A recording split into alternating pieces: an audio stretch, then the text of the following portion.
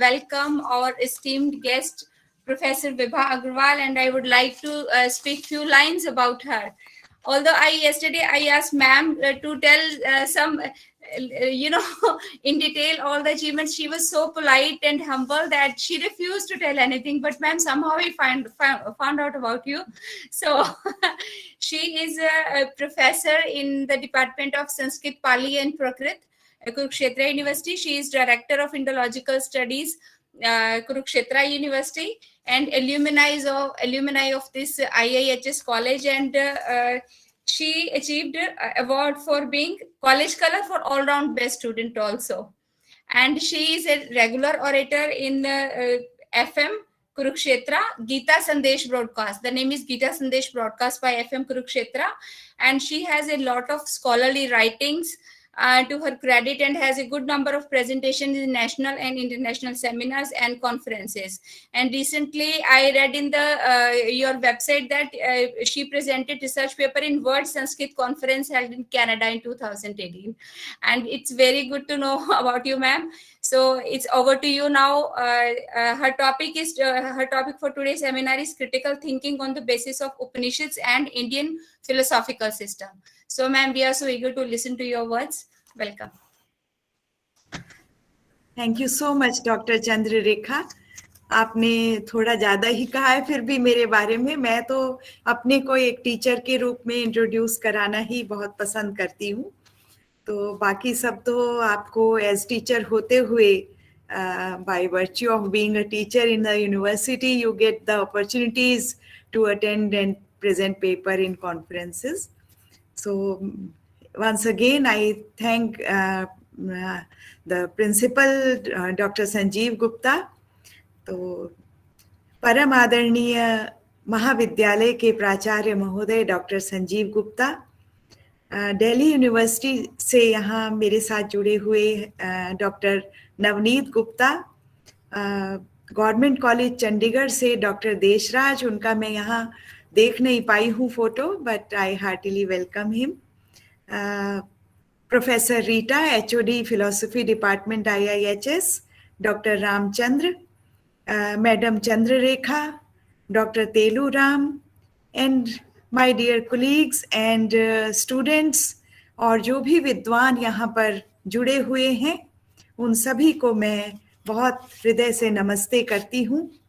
और सबसे पहले तो मैं principal of the college, staff and organisers को बधाई देती हूँ कि उन्होंने विश्व दर्शन दिवस के उपलक्ष्य में एक बहुत ही रेलिवेंट टॉपिक पर इस प्रकार का आयोजन करने का विचार किया, जिसमें स्टूडेंट्स के डिफरेंट इवेंट्स भी रखे हैं और एक चिंतन गोष्ठी भी रखी है.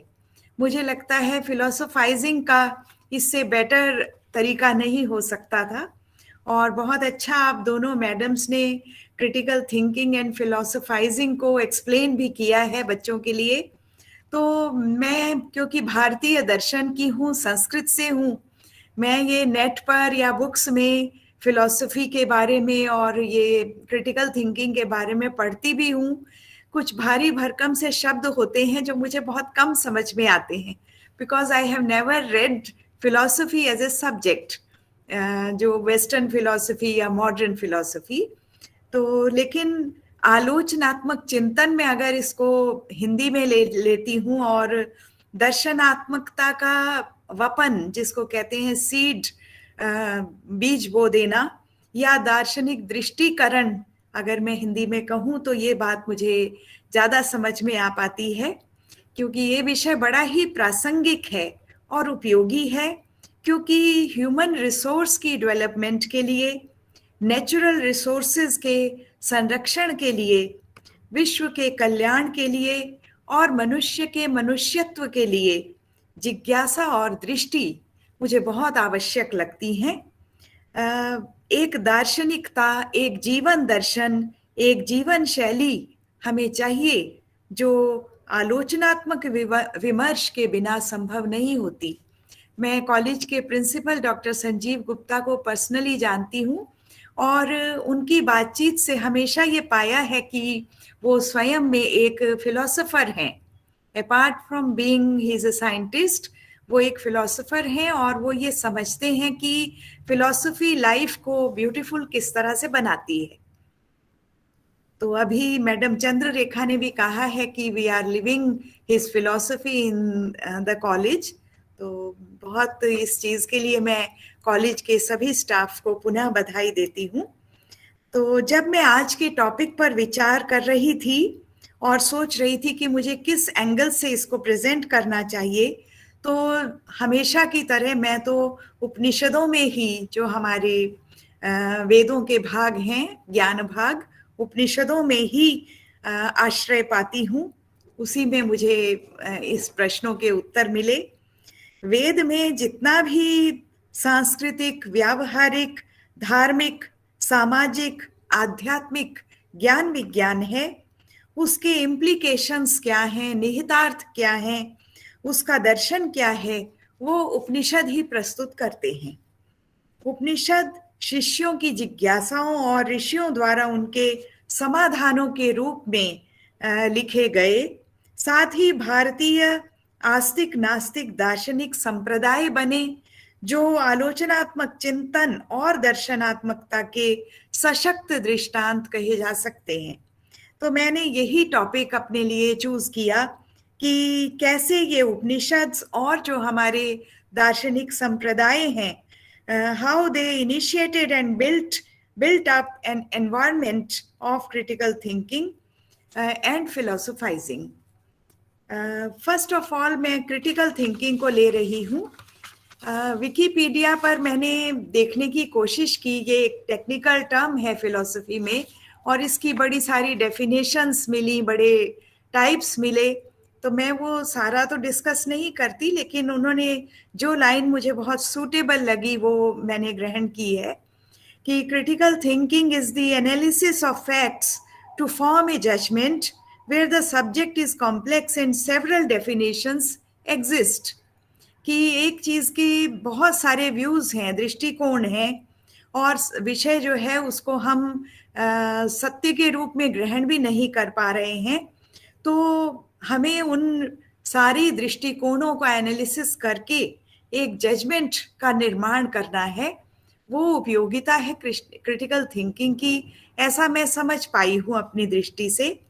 और नेट पर ही मैंने क्रिटिकल थिंकिंग के स्रोत, कहाँ से ये इनिशिएट हुआ, ओरिजिन क्या है, ये ढूंढने का भी प्रयास किया। तो देखा कि roots of critical thinking can be traceable in the teaching practice and vision of Socrates around 2500 years ago। तो ये बात मुझे वहाँ पर प्राप्त हुई। और जब मैं अपने वेदों और उपनिषदों की ओर देखती हूँ तो मुझे लगता है उससे भी बहुत पहले हमारी जो सोसाइटी है, हमारी जो संस्कृति है, जो क्वेश्चनिंग और प्रोबिंग और प्रश्न करने की अनुमति देती है, उसको प्रमोट करती है। तो मुझे लगता है कि बहुत पहले से हमारे देश में ये क्रिटिकल थिंकिंग एंड फिलोसोफाइजिंग का कंसेप्ट था।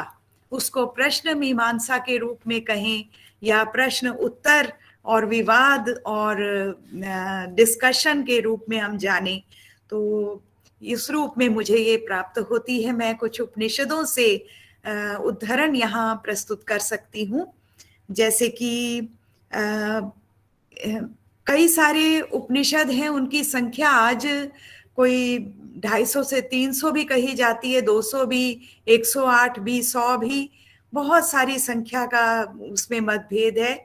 उसमें जाने की जरूरत नहीं है। मैं प्राचीनतम 10-11 जो उपनिषद हैं, एकादश उपनिषद जो कहलाता है, उन्हीं में से कुछ में से ये उद्धरण आपके सामने रख रही हूँ। सबसे पहला आधार मुझे लगा कि केन नाम का एक उपनिषद है। ईश, केन, कठ, इस प्रकार से हम उपनिषदों के नाम लेते हैं। अगर यहाँ संस्कृत के कुछ स्टूडेंट्स एंड स्कॉलर्स हैं तो वो जानते हैं केन शब्द का अर्थ होता है किसके द्वारा। तो ये प्रश्न ही उठाया गया है उपनिषद में, जिसके आंसर बाद में दिए गए हैं, और उपनिषद का नाम ही प्रश्न से है, to probe the reality of the world. Kena Upanishad, Kena का संस्कृत में, ये संस्कृत वर्ड है, अर्थ होता है किसके द्वारा। किम शब्द का ये तृतीया विभक्ति का रूप होता है, और ये नाम ही मुझे लगता है प्रश्न मीमांसा का आधार है। उसमें सर्वप्रथम जो प्रश्न उठाया गया है वो इस प्रकार है, केनेशितं पतति प्रेषितं मनः, केन प्राणः प्रथमः प्रैति युक्तः, केनेशितां वाचमिमं वदन्ति चक्षुः श्रोत्रं कौ देवो युनक्ति। इस प्रकार इसका अर्थ है, किसके द्वारा प्रेरित मन विषयों का ग्रहण करता है, किसके द्वारा प्राणवायु अपना व्यापार करता है, कैसे ये वाणी हमें प्राप्त है, कौन सी शक्ति हमारी आंखों कानों को देखने सुनने की सामर्थ्य प्रदान करती है। ये प्रश्न सबसे पहले मनुष्य के मन में उठा। जब वो संसार में आया तो चित्र विचित्र सृष्टि को देखकर उसके मन में बहुत प्रश्न उठे। वो प्रश्न ही हमेशा समाधानों की ओर लेकर जाते हैं। क्रिटिकल थिंकिंग कहें, प्रश्न मीमांसा कहें, वैसे आलोचनात्मक चिंतन अर्थ बनता है, पर अगर क्रिटिकल थिंकिंग की डिटेल्स मैं फिलॉसफी के एंगल से पढ़ रही हूँ तो क्वेश्चनिंग एंड प्रोबिंग उसमें दिया है, जिसके अनुसार मैंने इसको प्रश्न मीमांसा के रूप में ले लिया है। तो हमेशा प्रश्न करना ही हमें उत्तर की ओर लेकर जाता है, समाधानों की ओर लेकर जाता है। तो आज के स्टूडेंट्स से और स्कॉलर्स से सभी से ये अपील है मेरी कि आप अपने लाइफ में क्वेश्चनिंग को जरूर स्थान दें। एक हैंड रेज हुआ है, मुझे लगता है मैं एक बार पूरा प्रस्तुत करती हूँ, उसके बाद अगर क्वेश्चंस उठते हैं और जो होस्ट हैं वो परमिशन देते हैं तो उनके बारे में भी बातचीत होगी। तो इन सभी फैक्ट्स के, इन सभी क्वेश्चंस के एनालिसिस करने से ही हमें एक सुप्रीम गॉड का कंसेप्ट प्राप्त हुआ। हमारे ऋषियों ने ये पाया कि सारी जो व्यवस्था हमारी नेचर में है, अवश्य ही कोई सुप्रीम है, सुपर नेचुरल बीइंग है जो इस सब को रूल करता है, जिसके कारण ये सारी व्यवस्था सृष्टि की बनी रहती है। तो ये प्रोबिंग से ही हमें कंसेप्ट, थीस्टिक कंसेप्ट प्राप्त हुआ है, क्योंकि परम शक्ति के स्वरूप का आकलन हम नहीं कर पाते हैं, क्योंकि ये ना तो विजिबल है और ना ही ये हमारी तरह से कोई लिमिटेड, सीमित व्यक्तित्व है। तो ये असीमित है, अनलिमिटेड है, ये आंखों से देखने योग्य नहीं है, पर फिर भी हमारे ऋषियों ने उसको महसूस किया, उसका अनुभव किया, और इसलिए फिर उसका आंसर भी बहुत अच्छी तरह केन उपनिषद में ही हमें प्राप्त होता है। यत मनसा न मनुते ये नाहु मनोमतम। बड़े विचित्र हैं इनके मीनिंग, कि मन के द्वारा जिसका मनन नहीं किया जा सकता, लेकिन मन से ही जिसको माना गया है। फिर कहते हैं यत चक्षुषा न पश्यति ये न चक्षुंषि पश्यति। जो आंखों के द्वारा देखा नहीं जाता, परंतु जिसकी शक्ति से हमारी आंखें देख पाती हैं। और यत श्रोत्रेण न शृणोति ये न श्रोत्रमिदं श्रुतम। जिसके श्रवण के द्वारा, जिसको हम सुन नहीं सकते, परंतु जिसके कारण ही ये सब ज्ञान हमें प्राप्त होता है, इत्यादि। इस तरह की जो बोथ एंड्स को मिलाने वाली बातें कहकर हमारे ऋषियों ने प्रयास किया कि हमारी क्वेश्चनिंग को एक समाधान दे पाएं, और हमारी जो संसार में व्यवस्था है उसके प्रति जो हमारा प्रश्न रहता है उसका एक बहुत अच्छा हल दे पाएं, जो हल सबके कल्याण में हो। सेकेंडली, हम कठोपनिषद को देखते हैं। कठोपनिषद बहुत सुंदर पृष्ठभूमि में लिखा गया है, जहां पर एक राजा वाजश्रवा हैं जो विश्वजित यज्ञ करते हैं और उसमें सब कुछ दान करते हैं। तो जब राजा दान करते हैं तो वो ऐसी गौएं भी दान करते हैं जो व्यर्थ हो चुकी हैं। तो जो उनका बालक है, एक छोटा सा बालक है अभी 10-12 साल का, जिसके मन में ये क्वेश्चन आता है कि ऐसी गौएं क्या दान की जा सकती हैं, क्या दान में ऐसी वस्तु दी जा सकती है जिसकी उपयोगिता खत्म हो चुकी हो, क्योंकि उसको बचपन से ये सिखाया गया कि दान में हमेशा वो चीजें देनी चाहिए जो कि मनुष्य के लिए उपयोगी हों। तो ये प्रश्न आते ही उसको मन में बहुत व्यथा हुई और उसने अपने फादर से, पिता से पूछा कि मुझे किसको दान दोगे।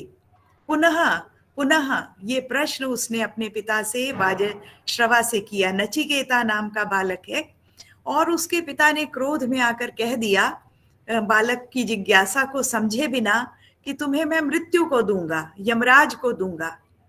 और उसके बाद वो कठोपनिषद तो आध्यात्मिक विषय में, ज्ञान में चला जाता है, लेकिन जो ये पृष्ठभूमि है कि कैसी उसकी क्यूरियोसिटी थी, कैसी उसकी जिज्ञासा थी, कैसे उस जिज्ञासा के समाधान के लिए वो यमलोक पहुंचा, यमराज से मिला। अगर हम इसको पोएटिक सेंस में देखते हैं तो मुझे लगता है कि जो हमारी लाइफ की कंट्राडिक्शंस हैं, ट्रूथ और रियलिटी की जो कंट्राडिक्शंस हैं, जो ट्रूथ हम पढ़ते हैं और जो रियलिटी हम फेस करते हैं, वो कंट्राडिक्शंस हमारे माइंड को बहुत सोचने के लिए प्रेरित करती हैं, क्रिटिकल थिंकिंग के लिए प्रेरित करती हैं।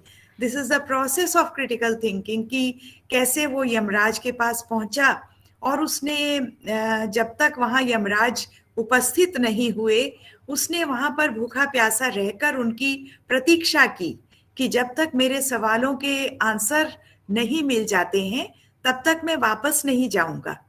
तो ये एक जिज्ञासा है जो हमारे यंग माइंड में होती है, लेकिन कहीं ना कहीं हम कर्ब कर देते हैं उसको।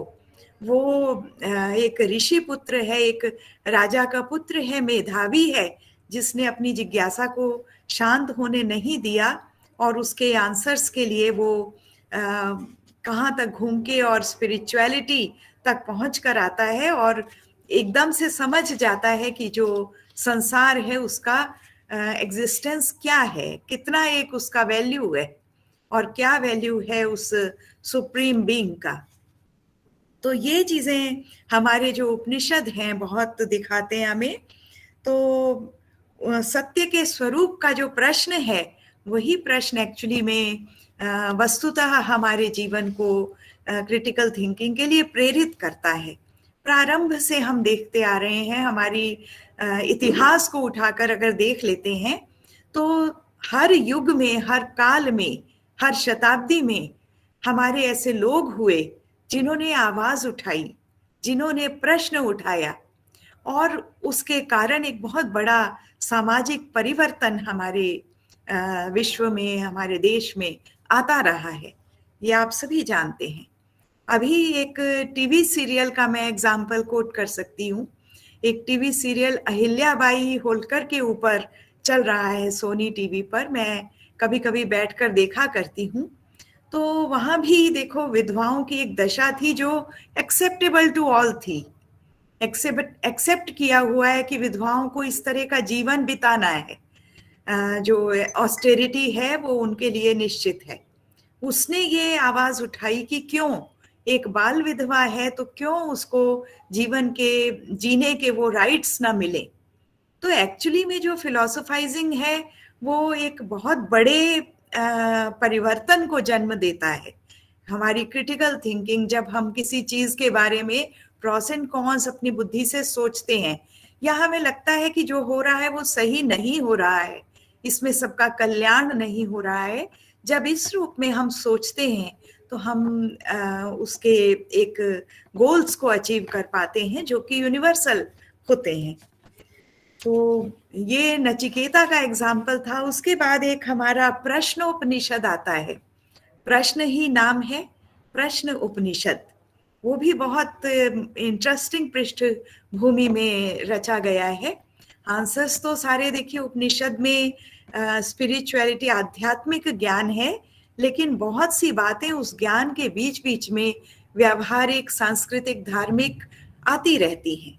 तो क्यूरियोसिटी के एंगल से जिस तरह से प्रश्न उत्तरों का उसमें संदर्भ है, मुझे लगता है वो बहुत पढ़ने योग्य है। तो उसमें दिखाया है कि 6 स्कॉलर्स हैं जो पिप्पलाद नाम के एक ऋषि हैं, उनके पास ज्ञान लेने के लिए जाते हैं। वो वेल रेड स्कॉलर्स हैं, उन्होंने बहुत अध्ययन किया, ज्ञान पाया, लेकिन उनके मन में कुछ जिज्ञासाएं रहती हैं, ब्रह्म ज्ञान की जिज्ञासा रहती है। तो वो ज्ञान लेने के लिए पिप्पलाद ऋषि के पास जाते हैं। अब क्या कहता है ऋषि उनको कि 1 साल के लिए मेरे आश्रम में रहो पहले। वो कहते हैं संवत्सरम संवत्स्यथ यथा कामम प्रश्नान पृच्छत, कि 1 साल तुम यहाँ रहो, फिर जो प्रश्न पूछोगे उनके उत्तर मैं दूंगा। तो क्या महत्व है इस 1 वर्ष का। आजकल भी कहते हैं ना, पीएचडी स्कॉलर्स को कंपलसरी है कि वो अपने टीचर के पास या अपने डिपार्टमेंट में 1 साल अटेंडेंस लगाएं। जो रिसर्च स्कॉलर बिना स्कॉलरशिप के करते हैं, उन्हें लगता है आने की किस लिए जरूरत है, हम लाइब्रेरी में बैठे हैं। वो नहीं होता। जब आप गुरु से, टीचर से बातचीत करते हैं, अपने पीयर ग्रुप में रहते हैं, तो आपकी क्रिटिकल थिंकिंग नेचुरली डेवलप होती है। आपका किया हुआ अध्ययन और उसके बाद किए जाने वाले प्रश्नों में भी जो ये अंतराल है, ये बहुत महत्वपूर्ण है, क्योंकि आपने अभी अध्ययन कर लिया, अध्ययन करते ही आपके या श्रवण करते ही आपके मन में प्रश्न उठ गए। 90% ऑफ जो क्वेश्चंस हैं उनका जवाब आप उस ड्यूरेशन में पा लेते हैं जिसमें आप मनन करते हैं। हमारी जो संस्कृति है उसमें श्रवण, मनन और निदिध्यासन 3 पक्ष बताए गए हैं अध्ययन के। तो खाली श्रवण और अध्ययन से आपको पर्याप्त जो जिज्ञासा है वो नहीं होती है। उसके बाद जब आप उसका मनन करते हैं, आपस में, फ्रेंड्स में, पीयर ग्रुप में, विद्वानों की संगति में बैठते हैं, चर्चा करते हैं, संगोष्ठियां करते हैं, बातचीत करते हैं, तो बहुत सारे क्वेश्चंस तो आपके उस चिंतन में सॉल्व हो जाते हैं और अल्टीमेटली आप जो जिसे कहते हैं यक्ष प्रश्न, महत्वपूर्ण प्रश्न को पहुंच जाते हैं। तो उसमें मतलब उसने कहा कि मेरे आश्रम में रहो, तो इसका मतलब है जो ऋषि हैं, जो स्कॉलर्स वहां पहुंचे हैं, उनको आश्रम के नियमों का पालन करके रहना है, ऑस्टेरिटी में, चेस्टिटी में, फेथ के साथ वहां रहना है। तब 1 साल बाद वो उनके प्रश्नों का उत्तर देगा। तो बहुत सोचने की बातें हैं। यही होता है फिलोसोफाइजिंग, कि हम हर चीज को सोच पाएं कि ये 1 वर्ष का अंतराल उन्होंने क्यों कहा। ये चीजें जब आपको भी लाइफ में सामने आती हैं, आप उनके प्रॉस एंड कॉन्स सोचना शुरू कर दें, एकदम से डिसीजन मेकिंग पर पहुंचे बिना। एक बार टाइम्स ऑफ इंडिया में एक आर्टिकल आया था कि at times procrastination is also good. Procrastination एक रोग की तरह कहते हैं हम, चीजों को टालना, लेकिन एक फिलोसोफर का आर्टिकल था जिसमें उन्होंने दिया था कि चीजों को टालने से भी कई बार हमें बहुत सारी दार्शनिक दृष्टि प्राप्त हो जाती है, और हम थोड़ा रुककर अगर निर्णय लेते हैं तो हम थोड़ा थोड़ा ब्रॉडन, व्यापक होते जाते हैं। अभी हमने इमीडिएट जो रिस्पॉन्स है वो हमें मैं को लेकर आता है, 2 घड़ी बाद हम 4 और को सोचकर रिस्पॉन्स देते हैं और थोड़ा सोच लेते हैं।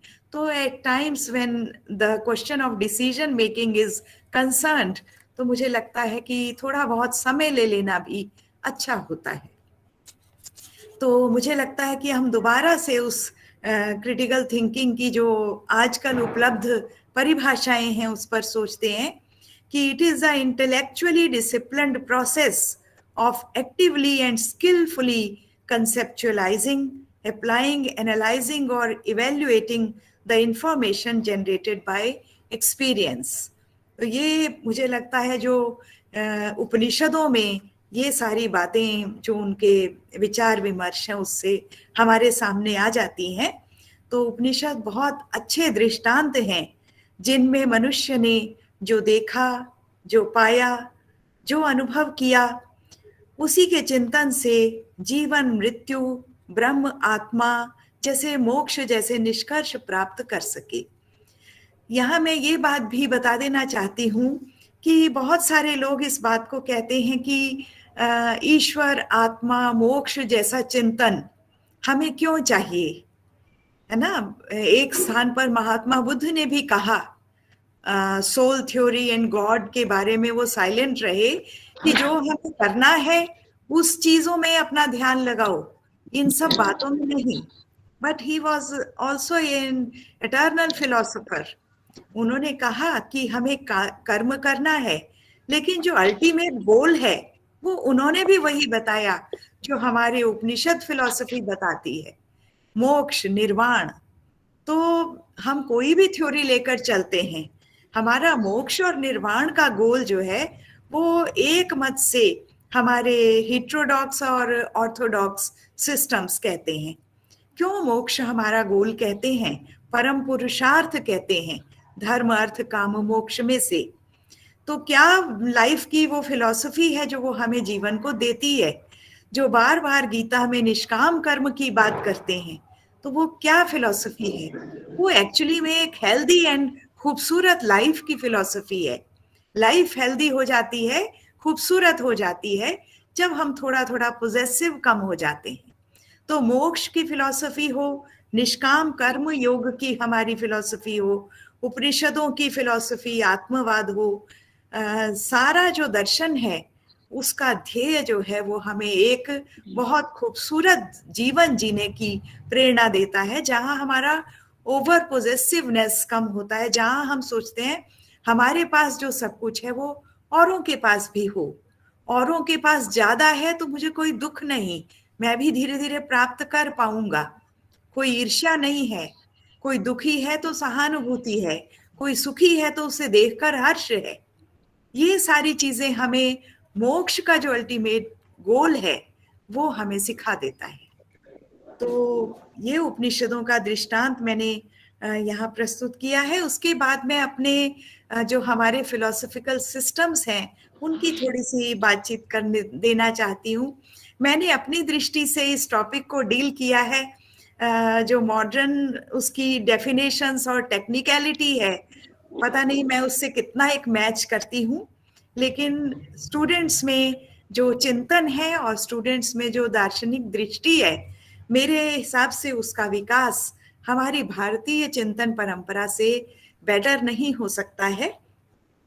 तो पहली बात तो यही है कि आप देखिए हमारे देश में आस्तिक और नास्तिक दर्शन दोनों का अभ्युदय हुआ इसी भूमि पे, जहां इतने स्ट्रांगली हम लोग थीस्टिक विचारधारा को समर्थन देते हैं, वहीं पर एक समय था जब एथिस्टिक विचारधारा, अनीश्वरवादी विचारधारा भी पनपी है। बौद्ध, जैन, चारवाक जैसे दर्शन जिन्होंने ईश्वर का अस्तित्व का विरोध किया, ईश्वर को प्रस्तुत करने वाले जो प्रमाण हैं, जो चिंतन है, उस चिंतन की का विरोध किया। लेकिन हमारी ही भूमि पर वो पनपे हैं।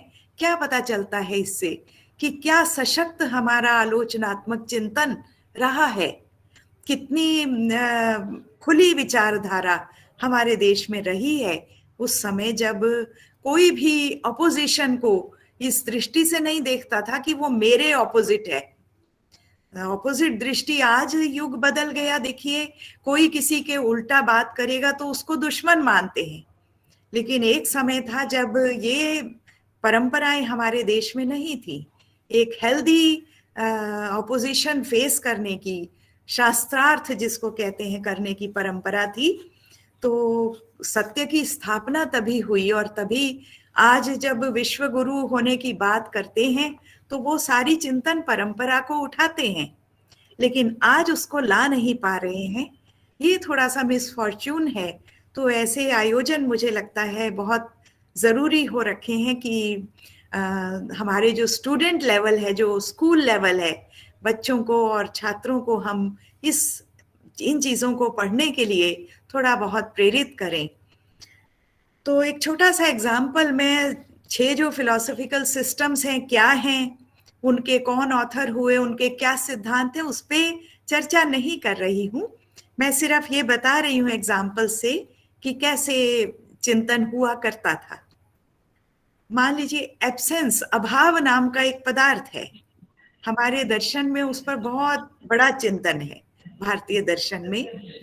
अभाव मीन्स एब्सेंस, अब कैसे कहेंगे कि एब्सेंस जो है वो एक रियलिटी है, एक एंटिटी है, क्योंकि एब्सेंस में तो कुछ भी हमें अनुभव नहीं हो रहा है।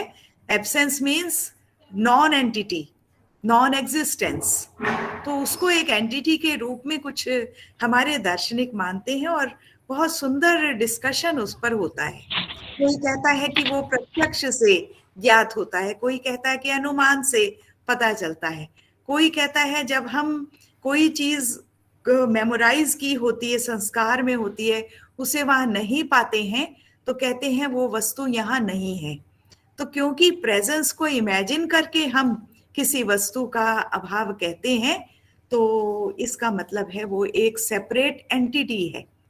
तो बहुत सी चर्चा, डिटेल नहीं जाना है, सिर्फ बता देना चाहती हूँ कि किस तरह कंसेप्चुअलाइजिंग होता है।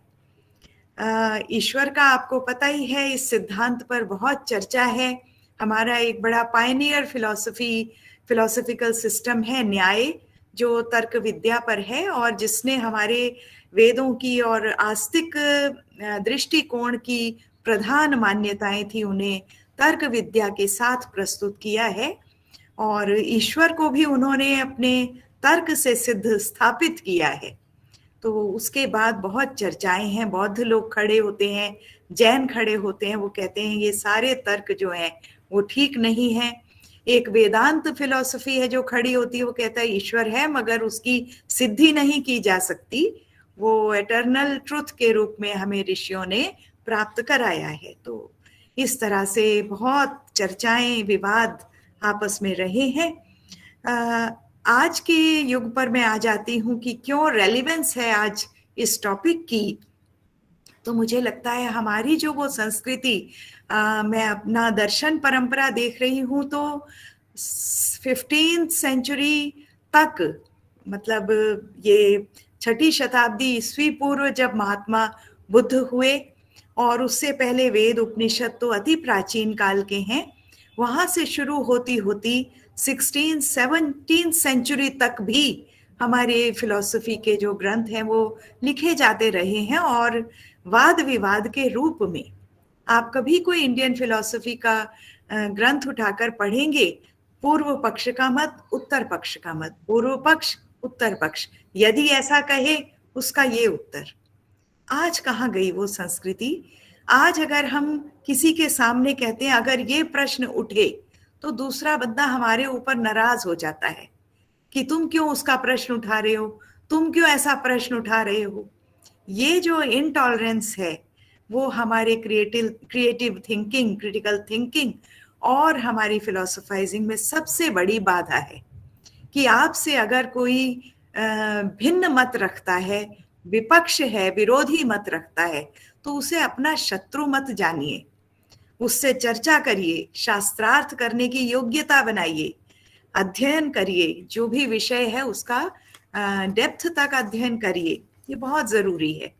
हमारे तो modern philosophers doctor Radhakrishnan जैसे हुए, उनके बारे में ये भी फेमस था कि वो एक बहुत अच्छे टीचर थे और एक माइंड सेट के साथ क्लास में पढ़ाने जाते थे। तो ये उनके एक फिलोसोफर होने की बड़ी इंटरेस्टिंग बात है कि अगर क्लास में स्टूडेंट्स नहीं भी बैठे होते थे तो वो जाकर खड़े होकर अपना लेक्चर देकर आते थे।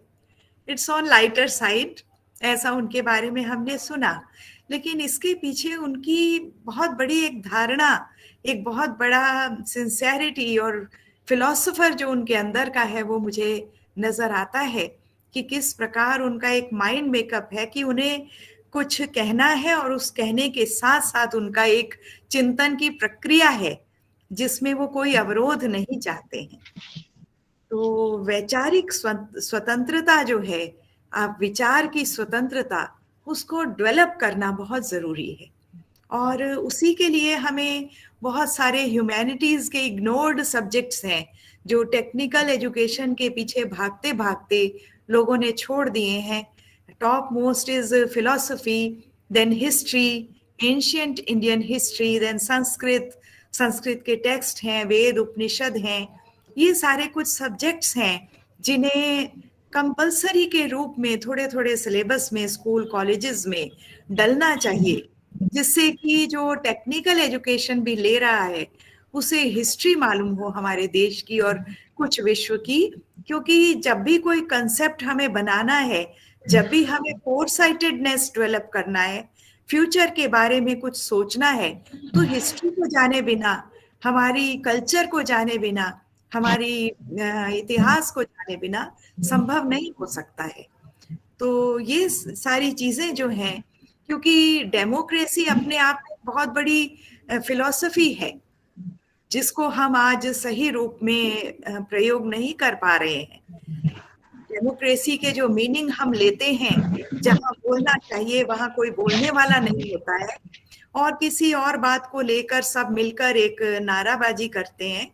लेकिन डेमोक्रेसी का जो रियल एसेंस है वो एक बहुत बढ़िया फिलॉसफी है, वो एक वेलफेयर फिलॉसफी है जहां हर एक की एग्जिस्टेंस वैल्यूएबल है। तो ये बात भी हमारे पुराने ग्रंथ हम देखते हैं, महाभारत काल है, रामायण काल है, उसमें आए हुए बहुत सारे प्रसंग हैं, राम राज्य जिसको कहते हैं वो प्रसंग है। ये सब एक फिलोसोफर थे। कृष्ण का तो सब जानते ही हैं कि गीता में वो उन्होंने सारी जो हमारी फिलॉसफी है उसको सार रूप में प्रस्तुत किया। राम स्वयं वशिष्ठ जैसे जावाली जैसे ऋषियों के संपर्क में रहते थे, तो सब लोग एक दार्शनिक दृष्टि रखते थे, सार्वभौमिक कल्याण की भावना रखते थे, सिर्फ अपना नहीं सोचते थे। आज देखिए जो महात्मा गांधी हुए, ऐसे ऐसे लीडर्स हमारे हुए जिनके नाम भी हम ले सकते हैं। अगर मॉडर्न भी इतिहास हम देखते हैं, मॉडर्न वर्ल्ड का भी, तो भी पूरे विश्व में भी, हमारे देश में भी बहुत सारे लीडर्स, फिलोसोफर्स हुए। तो वो ये बात सोचते थे कि आज जो हमारे डिसीजंस हैं वो कैसे फ्यूचर जनरेशंस को इन्फ्लुएंस कर सकेंगे। आज जो हम शिक्षा नीति बनाएंगे, कल उसका प्रभाव क्या होने वाला है।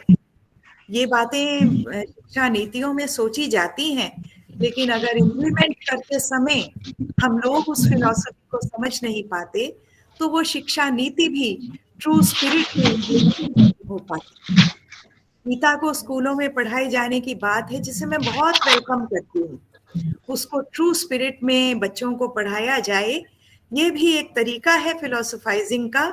लेकिन उसके लिए हम सबको, पेरेंट्स को, टीचर्स को मिलके ये जानना होगा कि जो गीता की फिलॉसफी है उसको हम अपनी लाइफ में कितना इम्प्लीमेंट करते हैं, क्योंकि बच्चा तो रोल मॉडल से सीखता है। तो दोनों तरह की बातों की जरूरत है।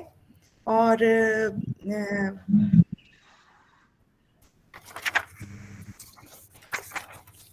मैं ये कह रही थी कि हाँ, स्कूलों में और जो कॉलेज लेवल का स्टूडेंट है उन सबको, आप चाहे टेक्निकल के हैं, चाहे बायो साइंसेस के हैं, चाहे ह्यूमैनिटीज में दूसरे सब्जेक्ट्स पढ़ रहे हैं, जो भी आपका फील्ड है, आप लोगों को अपने इंटरेस्ट से, कोई नॉवेल्स होते हैं ऐसे, कोई फिक्शन है, कोई नॉन फिक्शन है, जिस रूप में भी आपको प्राप्त होता है खूब पढ़िए।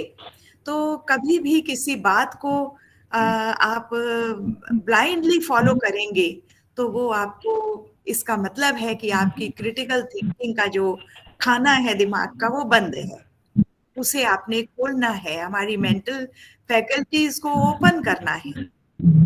तो it's a consistently attempt to live rationally, reasonably and empathetically. Coming to the next point, ये जो फिलोसोफाइजिंग का पॉइंट है उस पर मैं एक बार और वो करना चाह रही थी। इसके बारे में भी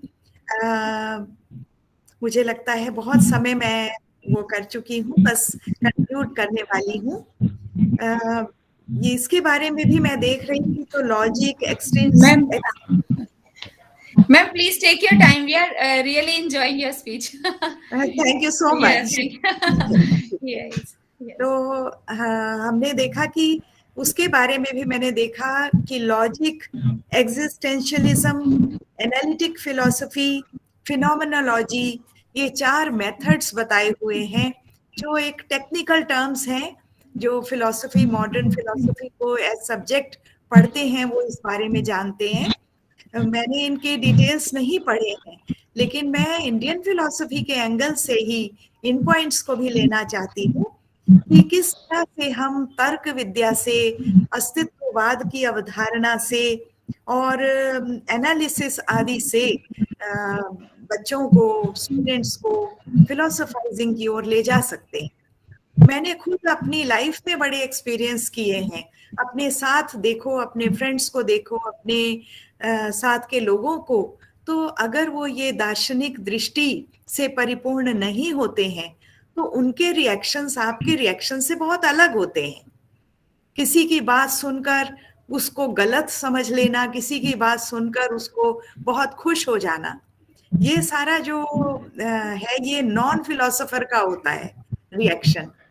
हमें लगता है कि एक समभाव आता है।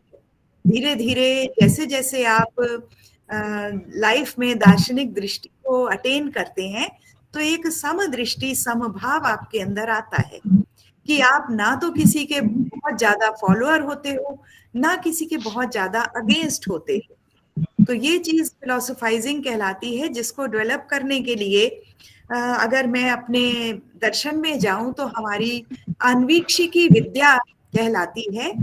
अन्वीक्षिकी त्रयी वार्ता, 3 विद्याओं की चर्चा हुई हमारी संस्कृति में होती है। त्रयी वेद हैं, वार्ता कहानी इत्यादि है, और जो अन्वीक्षिकी है वही तर्क विद्या है जो न्याय दर्शन के रूप में हमारे देश में विकसित हुई है। तो तर्क से वो सारी चीजों को बताते हैं, वही लॉजिक है। और कितने सारे जो सिद्धांत हैं उनको वो तर्क से प्रस्तुत करते हैं। और 16 एंटिटीज न्याय दर्शन में इसी अन्वीक्षिकी विद्या की मानी गई हैं। प्रमाण, प्रमेय, संशय, डाउट करना, प्रयोजन, प्रॉस एंड कॉन्स सोचना, सॉरी, तर्क, लॉजिक देखना, सिद्धांत कि क्या है, अवयव हैं, वाक्य को अवयवों में बांटकर निष्कर्ष तक पहुंचना, एनालिसिस है। तो ये सारी चीजें उन्होंने दी हुई है। हित्वाभास, फेलेशियस रीजंस, रीजनिंग को डेवलप करने के लिए पहले रीजन पर जाएं, सोचें कि ये कहीं इसमें दोष तो नहीं, वो सारी। फिर वाद, जल्प, वितंडा आदि हैं सॉरी, जो वाद विवाद के वो बताए गए हैं तरीके। तो ये सारे 16 जो मेथड्स हैं, मुझे लगता है कि वो जो ये लॉजिक कहा गया है उसको पूर्ण करते हैं। अगर हम उनको लाइफ में अप्लाई करते हैं तो हमें किसी भी बात को सही और गलत समझना बहुत आसान हो जाता है। इसके बाद आती है बात, ये तीनों जो बातें हैं, मैं इनके बारे में डिटेल में पढ़ती हूँ। एग्जिस्टेंशियलिज्म, फिनोमेनोलॉजी मुझे ज़्यादा समझ में नहीं आते हैं क्योंकि मैं भारतीय दर्शन के एंगल से पढ़ रही हूँ। लेकिन हाँ, एक महत्वपूर्ण बात जो फिलोसोफाइजिंग के लिए मुझे आज ज़रूरी लगता है स्टूडेंट्स को, वो है अष्टांग योग। योग दर्शन है हमारा, आप लोग सब जानते हैं, उससे तो सभी आज फेमिलियर हो चुके हैं। लेकिन हम उसके एक आसन पार्ट से फेमिलियर हैं, थोड़ा बहुत प्राणायाम से। लेकिन उसके 8 अंग हैं, 8 स्टेप्स हैं। अगर हम उनको अपनाने का प्रयास कर लेते हैं तो मुझे लगता है कि माइंड एंड बॉडी दोनों को हम उस वेलफेयर की सीमा तक ले जाते हैं जो सारा वर्ल्ड चाहता है, फिलॉसफी से अपेक्षा रखता है। तो उसके जो फर्स्ट 4 हैं, यम, नियम, आसन और प्राणायाम, ये 4 तो हमें फिजिकली और मेंटली फिट बनाते हैं। अहिंसा, सत्य, अस्तेय, ब्रह्मचर्य, अपरिग्रह यम होते हैं। शौच, संतोष, तप, स्वाध्याय ये नियम होते हैं। इनके द्वारा हम पवित्रता, संतुष्टि, अध्ययन की हैबिट, स्वाध्याय, शास्त्रों का अध्ययन, तप, थोड़ी बहुत ऑस्टेरिटी, इन चीजों को प्राप्त करते हैं। लेकिन आगे जो धारणा, ध्यान, समाधि, प्रत्याहार, धारणा, ध्यान, समाधि, लेटर 4 स्टेप्स हैं, लास्ट 4 स्टेप्स हैं, they lead us to the ultimate goal of life. वो है प्रत्याहार, जिसमें हमें इंद्रियों का संयम करना है, धारणा, फोकस, फिर ध्यान, मेडिटेशन, और फिर कंटेम्पलेशन, समाधि होती है। तो ये सारी जो चीजें हैं, ऐसे लगता है कि हम डेली लाइफ में इनको अपना नहीं सकते। तो मुझे सिर्फ यही कहना है कि जो हमारे स्टूडेंट्स हैं वो ये मानकर चलें कि हम इन चीजों को to some extent daily life में अपना सकते हैं। योगी भव अर्जुना, ये बात गीता में कृष्ण अर्जुन को कहते हैं, और अर्जुन के माध्यम से हम सभी कॉमन मैन को कहते हैं, क्योंकि वो भी तो एक वॉरियर है, एक कॉमन मैन है। हम सब भी एक स्ट्रगल से गुजरते हैं। तो योगी भव अर्जुन जो संदेश है वो मुझे लगता है मेरा आप सबके लिए है। योगी होना ही क्रिटिकल थिंकिंग को डेवलप करना और एक फिलोसोफर होना होता है, जिसमें आप थोड़ी थोड़ी लाइफ को इस प्रकार से जीते हैं, थोड़ा थोड़ा एफर्ट करते हैं कि हमारे पास सब कुछ है। मैं ये नहीं कहती कि आप एक धन संपन्न, वैभव संपन्न जीवन ना जिए। हमारी वैदिक संस्कृति, गीता की संस्कृति इस बात को नहीं कहती। खूब धन संपन्न जीवन जियो, लेकिन ऐसे जियो कि हम दूसरों को साथ लेकर चलें। हमारे ऐसी होर्डिंग ना करें कि दूसरा वंचित है। नेचुरल रिसोर्सेज को ऐसे ना वो करें कि एक्सप्लॉइट करें कि वो आगे आने वाली जनरेशन्स के लिए हार्मफुल हो जाए या बचे ही नहीं। तो सिर्फ ये एक फिलॉसफी कि कैसे हम पूरे वर्ल्ड का, पूरे अपने साथियों का, परिवार का, फैमिली का वेलबींग सोचें। बहुत सारे एग्जाम्पल स्वामी विवेकानंद का, स्वामी दयानंद सरस्वती का, बहुत बड़े दार्शनिक हुए, इनके एग्जाम्पल्स हम दे सकते हैं जिन्होंने प्रश्न उठाए। यहाँ तक कि स्वामी दयानंद ने वेदों की जो व्याख्याएं हुई उन पर प्रश्न उठाया कि ऐसी व्याख्या की जाए वेदों के शब्दों की, हमारे ग्रंथों की, कि जो हमारे ह्यूमन बींग्स को लिमिटेड बनाए या व्यापक बनाए। तो जो व्याख्याएं, जो कमेंट्रीज, जो मीनिंग्स हमारे लिए हमेशा रेलिवेंट हों, हमारे समाज को हमेशा बेटर बनाएं, अच्छी दृष्टि दें, वो व्याख्याएं हम करने के लिए काबिल बने। यही संदेश है मेरा। और मुझे लगता है कि थोड़ा ज़्यादा बाद में वो मैंने कर दिया है इलेबोरेट, तो पर्याप्त है। जिस भी स्ट्रीम के स्टूडेंट्स हैं, स्कॉलर्स हैं, मैं उनसे यही निवेदन करती हूँ कि एक थिंकिंग प्रोसेस, गैप्स आपकी लाइफ में रहें। गैप्स का मतलब है पढ़ने में और जवाब खोजने में, पढ़ने में और परीक्षा में कुछ गैप्स हों। कुछ खाली बैठिए, खाली भी बैठो, सोचो भी।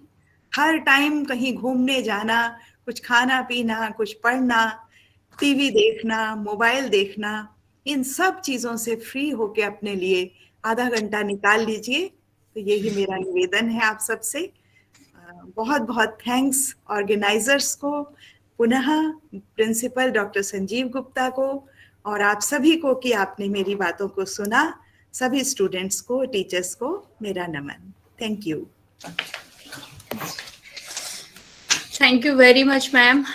और मैम इतनी काम, जो आपने इतना मेस्मराइजिंग स्पीच थी आपकी, मतलब I don't have words to explain. मतलब आपने उपनिषद से स्टार्ट करके मॉडर्न वर्ल्ड में आज के बच्चे में अप्लाइड क्रिटिकल थिंकिंग किस तरह से हो सकती है, जैसे आपने एक्सप्लेन किया, रियली मेरा मन कर रहा है कि मैं डेली आपको सुनूं, और ये चीजें रियली समझने वाली हैं। और हम वेस्टर्नाइज्ड कल्चर में इतना जा चुके हैं मैम कि अपने जो रियल ट्रेजर है उसको हम देख नहीं पा रहे हैं। तो आपने स्टोरीज की फॉर्म में जिस तरह से एक्सप्लेन किया सब कुछ, और क्रिटिकल थिंकिंग, फिलोसफाइजिंग, और ये चिंतन मनन, और ये पूरी philosophy, it was really great to listen to you ma'am. Thank you very much. और हम उम्मीद करते हैं कि मैम हम आपको बार बार सुनते रहेंगे, और आई होप कि सबने बहुत ज्यादा अच्छा फील किया होगा, एंजॉय किया होगा आपके लिए। Thank you ma'am.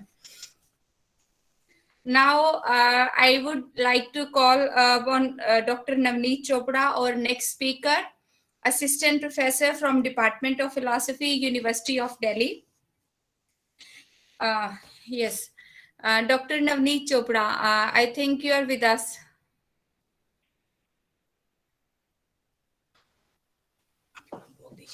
Hello, Hanji, Hello. hello, Hanji sir. Welcome, sir. Okay. So I would like to speak few words about Dr. Navneet Chopra. He is from Department of Philosophy, University of Delhi. And the main thing about research field of Navneet Chopra, Dr. Navneet Chopra is that his field of research is philosophy is related to very latest needs of modern world, answering scientific inquiries about limit of humanities. So his third area of research is philosophy of cognitive science, mind, philosophy of language, phenomenology, existentialism, analytic philosophy, comparative psychology, social cognition, philosophy of psychiatry. A long list of, expertise field. So he is having a good number of publications in research journals and books, and participated in various talks, presented papers in national and international seminars and conferences. Sir, it would be great to listen to you. And today lecture, he is lecturing on the topic philosophy as authenticizing of being. Sir, please carry on with your speech. Thank you. Thank you, Dr. Chandrakant. Okay, welcome, sir. Am I audible to all? Yes, sir. Quite Okay. clear. Okay. So, topic today I have chosen keeping in view our graduate students in philosophy at Kurukshetra University. And I would be explicit in making certain assertions or declarations. So, first thing is that philosophy is in danger. Philosophy is going to be closed in many departments, and already it has been closed in some universities. And a big question is being raised regarding the very relevance of philosophy, very existence of philosophy, at why philosophy is there in the place. What is the use of philosophy? And the question has been raised not merely by common people, but also by academicians, because they believe that philosophy, theek hai, it has been mother of sciences like physics, psychology, political science, and so on. And if you open any book of any science, on the very first page, you find reference to Aristotle, be it physics, be it political science, sociology, psychology, and so on. And I think that is not accidental. That is there because Aristotle, in form of Aristotle, will find a philosopher who is curious to know about the fundamental meaning of the world at two levels, physical level and at psychosocial level. And so naturally his curiosity goes and asks certain fundamental questions. And in modern times, all of these disciplines, they are well-developed disciplines. Physics, psychology, physics become the philosophy of matter, psychology become philosophy of mind, sociology, philosophy of society, and similarly, biology or genetics, neuroscience, they are philosophy of life. So if we take definition of philosophy as the search of fundamental truth, then the question is raised that, okay, philosophy से शुरुआत तो हुई है, लेकिन अब तो ये museum में रखने लायक चीज बन के रह गई है, तो अब ये साइंसेस नहीं सब कुछ ले लिया है, तो फिलॉसफी क्यों? तो फिलॉसफी वाकई में ही थ्रेटेंड है. तो डॉक्टर विभा ने जैसे पहले बताया कि वाद विवाद है और ओपोनेंट की पोजीशन को भी हम रिस्पेक्ट देते हैं, because the spirit is to reach at the truth. तो ट्रुथ क्या है ये ए प्रायोरी डिसाइडेड नहीं है, at least in one school of philosophy. इसलिए वाद विवाद के थ्रू हम नहीं क्लेम कर सकते, कोई भी एक मनुष्य ये क्लेम नहीं कर सकता कि जो मेरा व्यू है that is the final absolute truth. And so if that realisation is there, one can be open for the contrary perspective and to listen to it. If you find it is having some convincing element, then accepting it, balancing your position and so on. So that is the way the dialogue it goes on. तो philosophy के defence में थोड़ा सा मैं कहना चाहता हूं और फिलॉसफी के प्रति सेंसिटाइज करना चाहता हूं मैं स्टूडेंट्स को. That's why this talk is there. तो फिलॉसफी का प्राइम डिफेंस मैं ये कहूंगा कि फिलॉसफी कंटेंट के लिए शायद अब इतना रेलिवेंट नहीं रह गया है, क्योंकि as I told earlier that physics, psychology, sociology, and so on, they have become well-developed sciences, and the utterances which I find in philosophical literature, often they are not much advanced. These sciences have really grown much further, and so one job is that philosopher, because philosopher is not doing any empirical inquiry, experiments or field studies, philosophers are not expected to do. So they are expected to do only theoretical inquiry. So one job for a philosopher is to take a big picture, look at the big picture, looking at philosophically relevant insights from various sciences, and to synthesize them, to integrate them, to make a big world view. That's one grand job of philosopher, which I think is specially reserved for philosopher. But anyhow, keeping it aside as of now, right now, firstly, I would like to make a defense of philosophy in the sense of a tool of developing the mind, developing the person, and a tool to do rigorous thinking, a tool to reflect on your life situation and to make it more worth living, to make it more fulfilled life, to make a judicious choice that what matters. Because this is something very important, what matters. Often we are blinded by the voices of others. And if you look at phenomenological existential philosophy of Martin Heidegger and Jean-Paul Sartre, we, especially Heidegger, I should say, we get to a realization that basically the by default mode of human existence is das Man or Mitsein. These are technical German terms, which means you have lost yourself,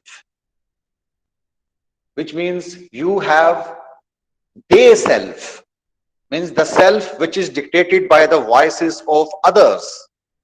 So, das Man means they self, you are one with the others and you lose yourself, you forfeiture yourself, आप स्वयं को गवा देते हैं. And also Mitsein, being with others. You don't experience yourself as an individual. You are actually just having an illusion that you are an individual. Actually, you are always one with others. When you say that I listen to my own sense of aestheticity, this is the dress which I want to wear, you are already aware that what is fashionable nowadays and what will suit on me according to the eyes of others. You're already aware of it. So that otherness is already part of your being. So in my talk, I will discuss little bit of philosophy of Heidegger and Sartre to get to authenticization. So philosophy, as the title of my talk is, philosophy as authenticization of being, which means the by default mode of our existence is inauthentic. It is inauthentic. It is lost. In the very process of when we interact with the world and when we acquire language, when we understand the minds of others, when we follow normativity. So there are certain advantages of these processes and they are inevitable. ऐसा नहीं है कि आप choice से कर रहे हैं और आप अपनी, तो ये इनएविटेबली आपकी चॉइस के बिना ये प्रोसेस चल रहे हैं, आप लैंग्वेज एक्वायर कर रहे हैं, आपको नॉर्मेटिविटी पता है कि क्या शिष्टाचार है, क्या एक्सपेक्टेड है आपसे। यदि आप एक रेस्टोरेंट में जाते हैं या आप एक यूनिवर्सिटी में जाते हैं या अपने पर्सनल स्पेस में हैं, फ्रेंड के साथ है, तो कैसा क्या बिहेव करना है। You are always absorbing the otherness, the normativity, norms क्या है। लेकिन इंटरेस्टिंगली फिलॉसफी का काम, एक इंपॉर्टेंट काम यही है कि जो गिवन है उस गिवन को क्रिटिकली रिफ्लेक्ट करना, उसको चैलेंज करना on the yardstick of sensibility, logicality, logical coherence, and so on. And if you find them, they are not suitable, they are not making sense, then the job of philosophy is to discard them. No matter who has said or who believes in those norms, or those given norms, I should say. So, to summarize, or whatever I have said, is that by default mode is to be with the others, to have a they self, they, दूसरे क्या कहते हैं, उसके साथ जुड़ा हुआ हमारा self है, उसके साथ इंटरट्वाइंड सेल्फ है. But the job of philosophy, if we are a good philosopher, then it is to transcend that, to go beyond that they self. In the they self, we are inauthentic beings, and to go beyond that is to attain authenticity. तो इसलिए authenticity को प्राप्त करना, that is the purpose of this talk. And I will talk about Heidegger and a little bit of Sartre in this reference, in this connection. तो Heidegger की philosophy की हम बात करें तो Heidegger says against the views of Descartes and views of Husserl, his mentor, that there is no isolated consciousness. There is no subject. It's a myth. It's a misconception. He says there is Dasein, being there, or I should say being out there. So human condition or human existence is to be characterized not by an isolated individual consciousness, but by the realization that we are being in the world, where being is intertwined, being is being shaped by the historicity of the community you live in, by the culturality of the community. So your existence is permeated by the historicity, by the culturality, and also by the pragmatic relation with the things, with the world. So being is not something which is pre-existing like an Atman. Being is something which is emerging out of interaction with the world at physical level.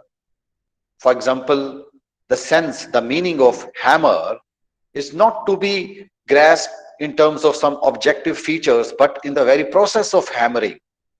So when you are doing hammering, that is conferring meaning to the hammer.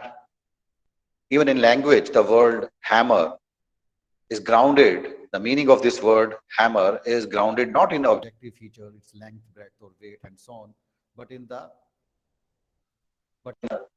subjective experiences. And whenever you look at certain things, say a cup or a chair or a table, you always presuppose that how it is being used by others. I mean, I use cup to drink some liquid, not to bang the heads of others, though that can be used as a creative use. But that is not normativity. Normativity decides that this is a device or an instrument to take in some fluids, tea, water, whatever.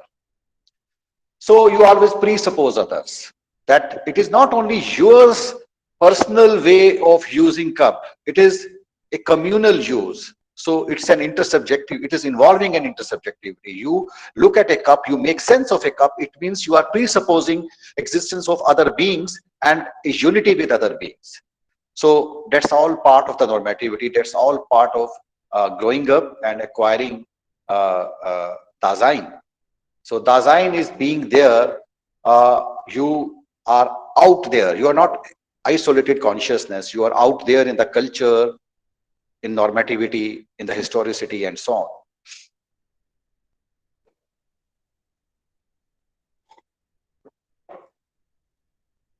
So Heidegger also talks about something called care, which means that world is existing there not in a neutral manner. World is existing there in a care. You care for the world, which means you make some sense of the world. And there are three elements in the structure of care. One is the facticity, other is the fallenness, and then third is the existence or existentiality. So what is this? Facticity is simply the very fact that you have been born to certain parents in certain country, in certain community, and so on. These are all facts. You cannot change them. You're helpless. Then fallenness is a kind of average everydayness. You have fallen to that average everydayness, the dreariness, the routine, Monday to Friday routine, and then there is Saturday, Sunday where you relax, you watch late night movies or whatever, go to parties if some of you, and otherwise it's Monday to Friday, 9 to 5 job. So there's a routine, and there are certain set patterns, certain normativities that you have to get education, graduate, then get married, bear kids, and so on. So all of these are normatively already decided, and you fall to them. And in that fallenness, sometimes you lose yourself. It's not sometimes that I said it wrong. It is almost always that you fall to that, and in that lies inauthenticity. When in an unchallenged manner you follow the norms of the culturality, and without challenging them, accepting them as if they are the command of God. So that is fallenness, and that involves forfeiture, that involves dasman, they self, and so on. And then third is the existence, which gives you possibility to go beyond them, to reflect on this, and to look at the possibilities which can transcend the given. So it is this existence which herein Heidegger talks about the possibility of attaining authenticity. So here lies the relevance of Heidegger. My reading of Heidegger is that no doubt I read it in two steps. Like in the first step, we have to understand that by default mode of existence of human condition is that it is Dasein, and it is inauthentic Dasein. It is they self. It is four-featured self. Gava diya hai swayam ko. But the second part is also that Heidegger is not very happy about this situation. He calls it four-feature, and so he says that there is a need to attain that authenticity, going beyond the givens. So to be authentic means exploring the possibilities beyond the given, beyond the given horizons of your culturality or whatever. Anyhow, so in that way, possibility of authenticity is possible. And what is the method, or if I shouldn't say method, how it is to be realized? That is to be realized through one special mood which Heidegger talks about, and that mood is mood of dread. the death anxiety. Now, that is something very interesting, that mostly philosophers and commonly people also talk about, they don't talk about death or the dread, because death is something which is very fearful, and that's why we frame certain, I mean, we give some indirect references that he passed away. We don't say he died. We say he passed away. We don't want to talk about death in a direct manner. But for Heidegger, death is something beautiful. Death is the probably only one way which has the power to make you authentic.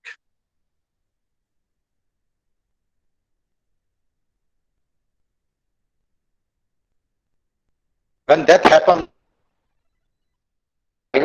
that recede away, because you realize that you are going to die, and then you make a strong resolution that I will be what I am in true manner.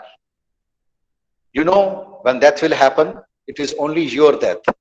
No one else can die at your place. And that is what he talks in terms of nothingness.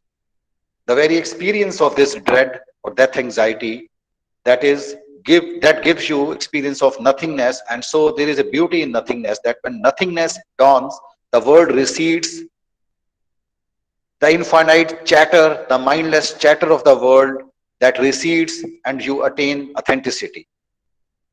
So Heidegger at place says that authenticity and nothingness and the true being, they are actually the same. But anyhow, this is a prescription of Heidegger. And if I reflect on these issues, my view is that you can experience nothingness, though the good example of nothingness would be when you actually experience your deathness, as I coined the term, deathness, that I am going to die. This is not to be taken just as an intellectual concept, but something as an experiential concept, experiential realization, not just a concept. So when this dawns to you, then you stop caring for the world and you attain your authenticity. Well, that happens rarely, and it doesn't happen by your choice. You can make a choice that, okay, tomorrow onwards I will wear only red shirt, but that experience is not in your control. When it will happen, it will happen. One good example in our Indian scenario is that of Raman Maharishi. So Raman Maharishi attained enlightenment through this very method, when he very vividly imagined that he is going to die, and his dead body is lying, which is going to be burned, converted into ashes, and then this deathness, this dawns in a real experiential, existential manner, and then some change happens. But well, this is very rare. So probably in a diluted form, we can imagine this nothingness in some other manner, like when your mother or your wife, with whom normally you may have some bitter relation or nagging relation. So she is always nagging, and then you are complaining about her, and then she goes away for a week, and then in her absence you experience that nothingness, and in that nothingness you paradoxically experience more of her presence. That is also another interesting thing. So another way can be that if you go to some alien place, say you are North Indian and you go to South India and live there alone, where no one knows you, again you experience some kind of nothingness, and then I think some transformations happen in your being. Anyway, now moving to Sartre. Sartre is also concerned about authenticity, and his book Being and Nothingness deals with these things. And he talks about bad faith. So bad faith is a kind of self-deception, and he gives certain vivid examples. For example, a boy and a girl, they are sitting in a, say, canteen, and they are having some intellectual discussion, and in the heat of discussion, boy holds the hand of girl, and girl knows what is happening. It's a romantic interaction, but under the garb of intellectual discussion, she doesn't retaliate or doesn't raise any objection. So that's a kind of bad faith. You are actually capable of understanding, but you don't let it come to your awareness. That's one example. Another example Sartre gives is that of a waiter who is working in such a committed manner as a waiter, as if he has been born to become a waiter and nothing else. So Sartre says that he has potential to go beyond merely a waiter. He may have aspiration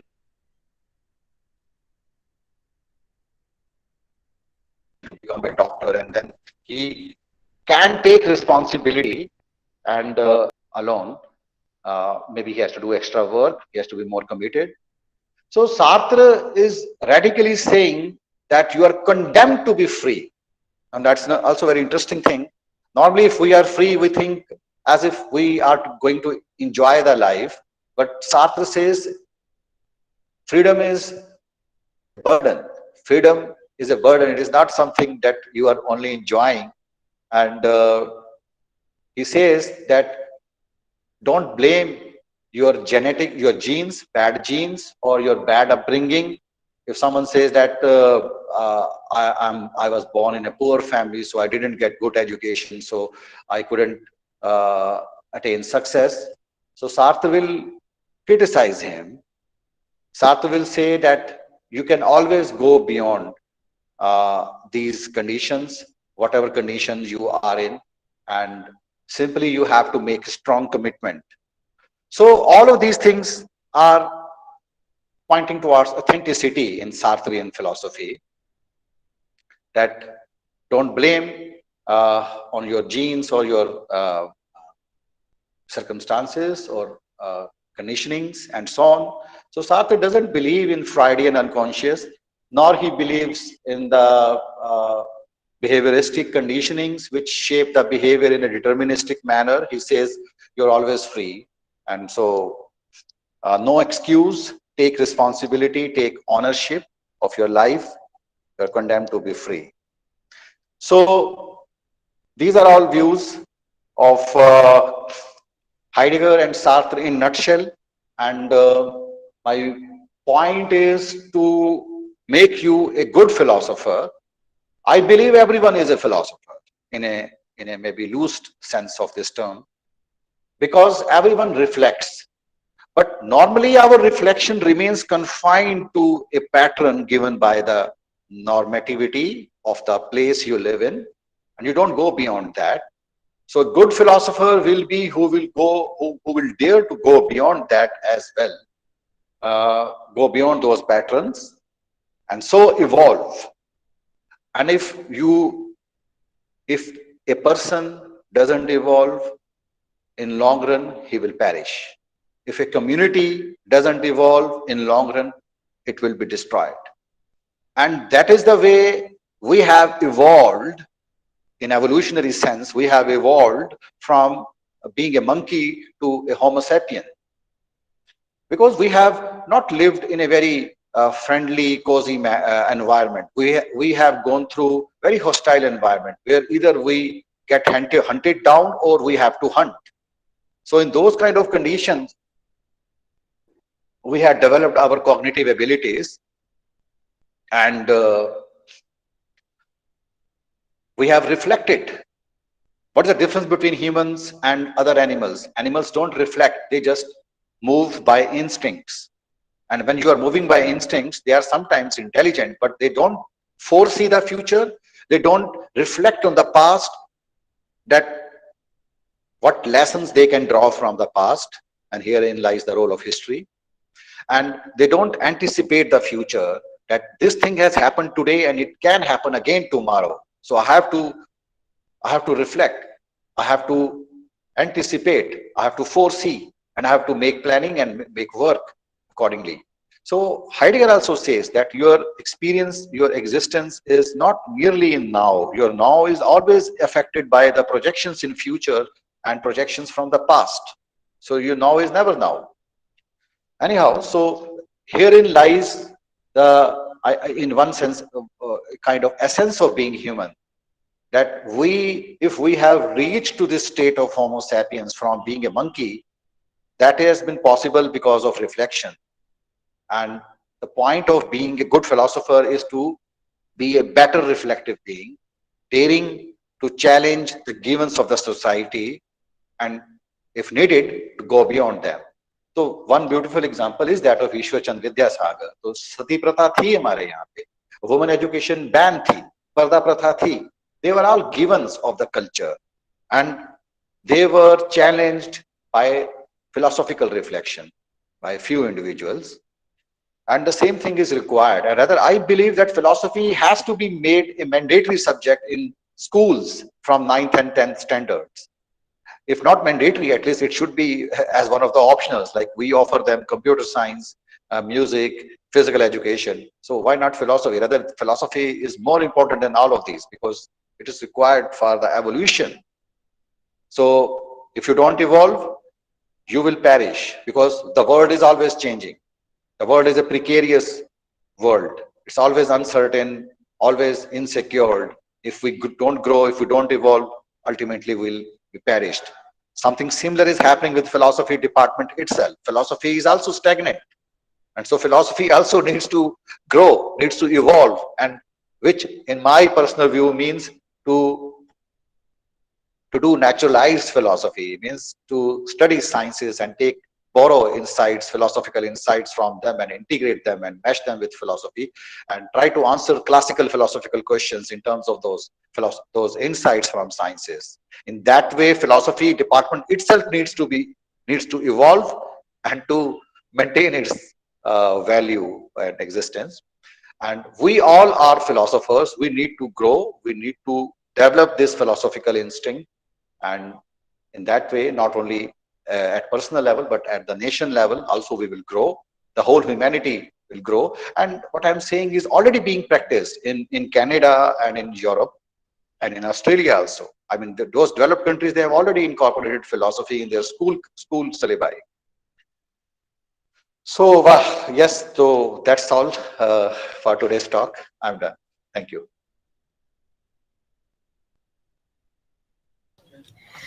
Thank you, Dr. Navneet Chopra. It was really a great lecture about authenticity of being. And Professor Vibha, she was talking about that she has no knowledge about existentialism and phenomenology. And on the opposite level, Dr. Navneet Chopra has very well explained what existentialism is about, actually. Sartre and Heidegger, and going to the core of existentialism, bad faith, nothingness. Really, these are my favorite topics also. Thank you, Dr. Navneet. It was really good. And the most important thing, you advocate philosophy at school level. It is really need in India nowadays. It is really going away. Philosophy, people do not understand philosophy, and the basic idea of doing this talk show is just to make everyone aware about what is philosophy actually. So yeah. Thank you very much, Dr. Navneet, for sparing so much time. Yes, and some people are raising hand. I think we should, I'm willing to take questions because okay, otherwise it's just a monologue. Sure. Yeah. So monologue doesn't serve any purpose. Okay. Some Vivek Gulati, I guess, had raised hand. Mr. Vivek Gulati, yes, you want to ask anything? Yeah, good morning, sir. Good morning, ma'am. Thanks for a wonderful talk, very informative talk. I had raised the question in chat box also, sir, that you yourself mentioned at the start that philosophy is dying now. As a philosophy is the? Philosophy is dying. Death of philosophy. Yeah, it is dying. Yeah. Even the departments are dying. So it's such a wonderful subject. It's such a basic subject to every discipline. Why we are not able to revive it? Because as I said at the end of my talk that we are not evolving. The department is not evolving. And mind you, in European or in American departments, they are doing philosophy already by integrating it with sciences, with psychology, neuroscience, and so on. And let me tell you, many times in conferences, whenever I give reference to certain empirical studies to make my case, I have been objected by conventional philosophers that ये तो science की बात हुई, इसमें philosophy कहाँ है? तो philosophy से उनका अर्थ ये होता है कि या तो वो लॉजिकल सी इंक्वायरी जिसमें वो एब्स्ट्रैक्ट सिंबल्स की फॉर्म में वो जो फिलोसफी ऑफ लैंग्वेज करते हैं या लॉजिक करते हैं, या फिर आर्मचेयर कंसेप्चुअल इंक्वायरी. तो I don't agree with their views because conceptual inquiry is done by every science, and basic idea of philosophy is to understand the fundamental nature of the world, of social world, physical world, of life itself. So anyway, yeah, so this is my view. Thank you. Actually, Dr. Navneet made it clear that the philosophy is just being conceptual nowadays. It is not about empirical inquiry, empirical implications. So the basic need is to make it empirical. It cannot be like scientific experimentation, but it can be put into use for real life action. Yes. Interdisciplinary. Yeah. Okay, ma'am, you would like to say? Yeah, please. Okay. Actually, she was suggesting interdisciplinary approach is really good for philosophical development. Evolving being is the basic idea behind it. It's really nice to listen to you, Dr. Navneet Chopra. Now, I would like to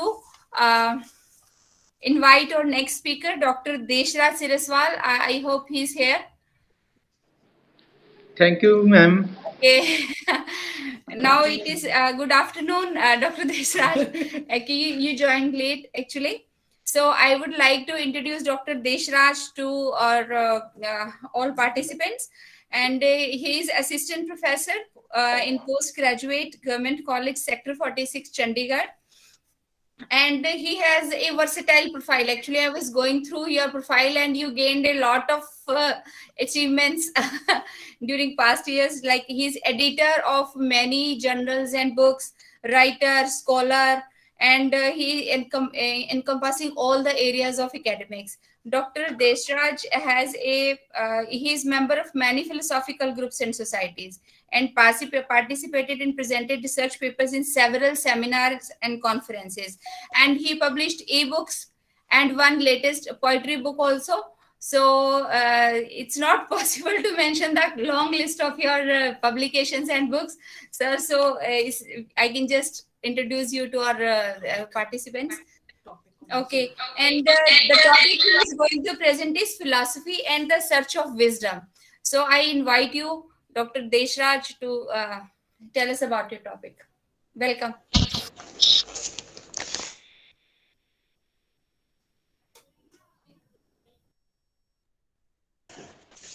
thank you Chandrarekha ma'am. आपने हमें मौका दिया world philosophy day पे अपनी बात कहने का. मैं सुबह से ही ज्वाइन किया हुआ हूँ 10:30 बजे से. मैंने विभा मैम को भी सुना है, डॉक्टर नवनीत को भी सुना है. तो अच्छा लगा कि हमारे मतलब ये लगा लो कि नवनीत जी तो हमारे कलीग ही जैसे हैं, विभा मैम हमारे बहुत सीनियर हैं. तो अच्छा लगा कि इंडियन पर्सपेक्टिव से और वेस्टर्न पर्सपेक्टिव से हमें फिलॉसफी को जानने का मौका मिला. तो जहां तक मेरे टॉपिक की बात है, मैं बिल्कुल जनरल टॉपिक लेके आया हूं, philosophy and the search of wisdom. हम सभी को पता है कि हम फिलॉसफी के अंदर बिल्कुल सामान्य और आधारभूत जो समस्याएं हैं उनकी बात करते हैं, चाहे वो आपके अस्तित्व से संबंधित हो, ज्ञान से संबंधित हो, जीवन मूल्यों से संबंधित हो, तर्क से संबंधित हो, या हमारी भाषा से संबंधित है.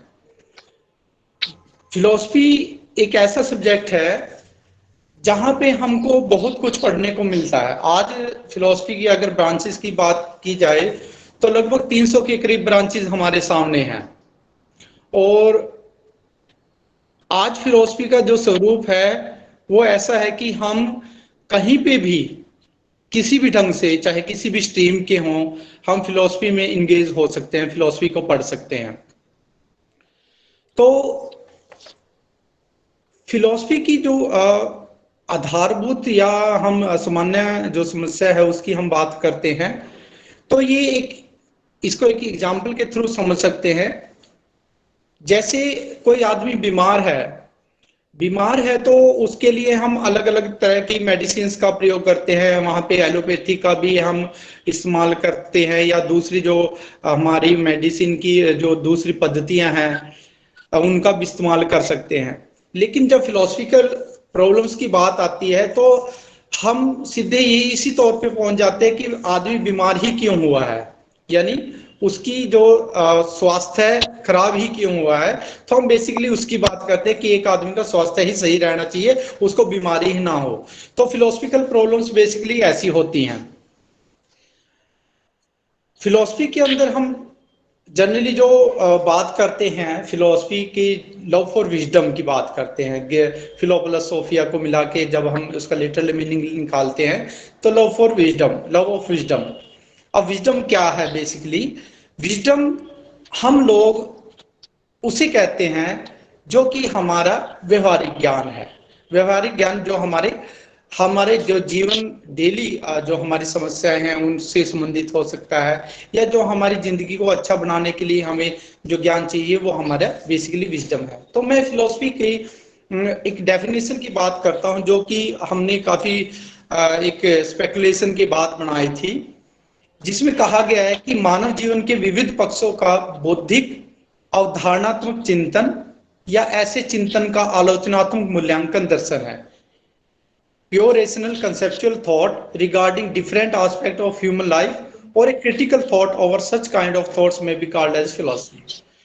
तो फिलोसफी के अंदर हम लोग रेशनल एनालिसिस करते हैं, कंसेप्चुअल स्टडी करते हैं, और किसके बारे, जो ह्यूमन लाइफ है उसके डिफरेंट एस्पेक्ट, अलग अलग एस्पेक्ट्स के, जो भी चाहे उसका जीवन से संबंधित है, चाहे उसकी नैतिकता से संबंधित है, या उसका जो वैचारिक भाग है उससे संबंधित है। तो हम इसके अंदर क्रिटिकल थॉट की बात करते हैं। ये जो विजडम की हमारी जो सोच है, जो प्रज्ञा को जानने की सोच है, जो प्रज्ञा को जानने का हमारा इरादा है, इसको हम फिलोसफिकल स्पेकुलेशन से पूरा करते हैं। तो अगर हम ब्रॉडली देखें, एक बुक है हमारे सामने रिचर्ड ई क्रील की थिंकिंग फिलोसफिकली, तो उन्होंने बड़े अच्छे ढंग से फिलोसफी की जो समस्याएं हैं, फिलोसफी की जो प्रॉब्लम्स हैं, उनको 3 भागों में बांटा है। तो जो फिलोसफी की पहली प्रॉब्लम उन्होंने बात की है द प्रॉब्लम ऑफ नॉलेज की। हम प्रॉब्लम ऑफ नॉलेज को कहाँ पे डिस्कस करते हैं? एपिस्टेमोलॉजी में। बेसिकली क्या है problem of knowledge? Problem of knowledge की बात ये है कि हम ज्ञान कैसे पाते हैं, कौन कौन से सोर्स होते हैं, किस तरह से हम ज्ञान को आगे कम्युनिकेट करते हैं, ये सारी चीजें इसके अंदर आती है। दूसरा हमारी जो समस्या है बेसिक फिलोसफी की, वो है प्रॉब्लम ऑफ वैल्यू की। प्रॉब्लम ऑफ वैल्यू के अंदर हम लोग बात करते हैं एथिक्स और एक्सियोलॉजी की, यानी नीति शास्त्र और सौंदर्य शास्त्र की। तो जो भी वैल्यू से संबंधित समस्याएं होती है, जीवन मूल्य से संबंधित समस्याएं होती है, यानी मूल्यों से, जिसमें एस्थेटिक्स वैल्यूज भी आ जाती हैं, जिसमें हमारी मोरल वैल्यूज भी आ जाती हैं, वो सारी की सारी हम जो द प्रॉब्लम ऑफ वैल्यूज के अंडर डिस्कस करते हैं। और जो सबसे थर्ड जो समस्या है जिसको हम फिलोसफी का बेसिक नेचर मान के चल पड़ते हैं, वो है द प्रॉब्लम ऑफ रियलिटी, मतलब तत्वों को जानना, रियलिटी को समझना। अब बात आती है कि ये जो समस्याएं हैं हमारे सामने, क्या ये सभी फिलोसफी के जो नेचर है, जो उसका स्वरूप है, उसको प्रकट करती हैं क्या हमारे सामने? जनरली हमारे जो हम स्टूडेंट है फिलोसफी के, वो जो उनके सामने टेक्स्ट बुक होती है या जो उनका विषय होता है उसी तक सीमित होते हैं। तो हम उतना ब्रॉडली फिलोसफी के जो आइडिया है या फिलोसफी की जो मतलब विरासत है उसको समझ नहीं पाते। उसका कारण क्या है कि हम लोग जो जिस समस्या के ऊपर हम बात कर रहे होते हैं, तो फिलोसफी को उसी एंगल से समझने की कोशिश करते हैं और उसी में उलझ के रह जाते हैं। और फिलोसफी का जो ब्रॉड एस्पेक्ट है, जिसको हम फिलोसफी एज फिलोसफी, जिसको हम इंडियन फिलोसफी दर्शन कहते हैं, क्योंकि अगर फिलोसफी जो टर्म इंग्लिश की है और इंडियन फिलोसफी का जो दर्शन शब्द है, उसमें दोनों में काफी डिफरेंस हमें देखने को मिलता है, जो उसकी ब्रॉडनेस के कारण। तो जो दर्शन शब्द है, दर्शन शब्द को समझने के लिए हमें अपना जो ओवरव्यू है या जो अपना पॉइंट ऑफ व्यू है वो भी काफी ब्रॉड बनाना पड़ेगा। तो ये हमारा तब जाके हम जो ये हमारी जो समस्या है जिसको हम अविजडम कहते हैं, विजडम को प्राप्त कर सकते हैं। अगर हम फिलॉसफी की बात करते हैं तो हम क्यों फिलॉसफी को स्टडी करें, ये हमारे लिए बहुत बड़ा इशू रहता है। देखो, सबसे पहली तो बात यही है कि हमें अपने आप को समझना है, अपने जीवन को समझना है, तो हमें फिलॉसफी को पढ़ना चाहिए। फिलॉसफी को पढ़ेंगे तो हम काफी चीजें अपने जीवन के बारे जान सकते हैं। हमारा जो हम पॉइंट ऑफ व्यू है वो काफी ब्रॉड होगा। हम वो पोटेंशियल हासिल कर सकते हैं जिससे हम लोग जीवन को अच्छे ढंग से समझ सकते हैं। अगर हम सिर्फ फिलॉसफी को करियर तक ही सीमित रखते हैं तो हम काफी निराशावादी हो जाते हैं, निराश हो जाते हैं, क्योंकि जैसा जी नवनीत जी ने कहा था कि फिलॉसफी के डिपार्टमेंट बंद हो रहे हैं, कॉलेज स्कूलों से फिलॉसफी को गायब किया जा रहा है, तो उसके पीछे कहीं ना कहीं हम लोग खुद जिम्मेवार हैं जो फिलॉसफी प्रोफेशनल्स हैं। फिलॉसफी प्रोफेशनल्स जिम्मेवार कैसे हैं कि जब हम एक सब्जेक्ट के टीचर बन जाते हैं या उस सब्जेक्ट को में जॉब ले लेते हैं, उसके बाद हम उस सब्जेक्ट की डेवलपमेंट के बारे में बात करना बंद कर देते हैं, या वो अपना कंट्रीब्यूशन क्या हो सकता है इसके बारे हम सोचना छोड़ देते हैं। जब यूनेस्को ने वर्ल्ड फिलॉसफी डे अनाउंस किया तो उसके पीछे मोटिव यही था कि जो भी लोग फिलॉसफी से जुड़े हुए हैं वो लोग प्रैक्टिकल वे में उस सब्जेक्ट की डेवलपमेंट के लिए कंट्रीब्यूट करें। और यही जो एस्पेक्ट है जो हमारे टीचर हैं या फिलॉसफी प्रोफेशनल्स है उनसे इंडिया में खास तौर पे छूट गया है। अगर आज फिलॉसफी की 300 के करीब ब्रांचेस हैं तो उन ब्रांचेस में हम देखते हैं कि फिलॉसफी को जगह जगह पे अप्लाई करने की कोशिश की गई है, हमारे डेली लाइफ में अप्लाई करने की कोशिश की है, हमारे डेली डिस्कोर्स में अप्लाई करने की कोशिश की गई है। आज अगर फिलॉसफी की बात करते हैं, फिलॉसफी ऑफ कॉग्निटिव साइंस की बात करते हैं, अप्लाइड एथिक्स की बात करते हैं, प्रोफेशनल एथिक्स की बात करते हैं, फिलॉसफी फॉर चिल्ड्रंस की बात करते हैं। यूनेस्को ने 2007 में एक डॉक्यूमेंट जारी किया था। उस टाइम में 2007 में 42 देश फिलॉसफी फॉर चिल्ड्रन की बात करते हैं, जबकि इंडिया के अंदर फिलॉसफी फॉर चिल्ड्रन की बात अभी कुछ सालों पहले शुरू हुई है। तो फिलोसफिकल काउंसलिंग का एक कंसेप्ट है। तो हम लोग जो फिलॉसफी प्रोफेशनल्स हैं वो कहीं ना कहीं इस चीज को छोड़ रहे हैं।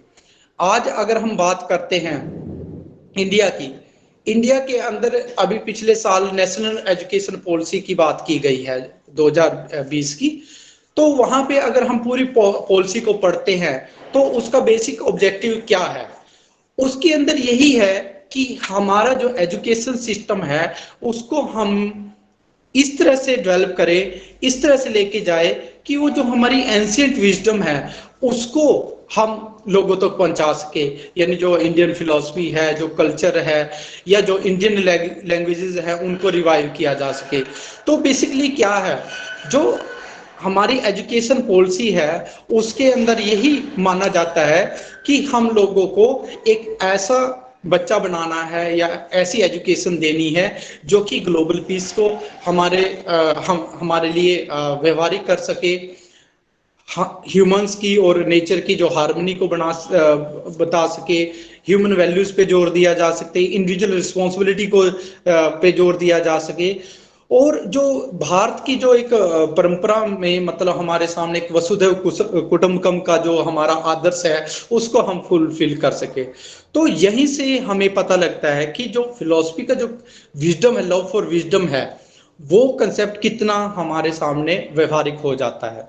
तो फिलॉसफी की जहां तक हम बात करते हैं, फिलॉसफी एक ऐसा विषय नहीं है जो कि नीरस है। आज इंडिया के अंदर सबसे बड़ी प्रॉब्लम क्या है फिलॉसफी के बारे में, इसको रिलीजन के साथ ओवरलैप किया जाता है। फिलॉसफी की जब भी हम बात करने की कोशिश करते हैं तो जनरली वहां पे उस चीज को बिल्कुल खत्म किया जाता है जो इसका क्रिटिकल एस्पेक्ट है, जो इवैल्यूएटिव एस्पेक्ट है।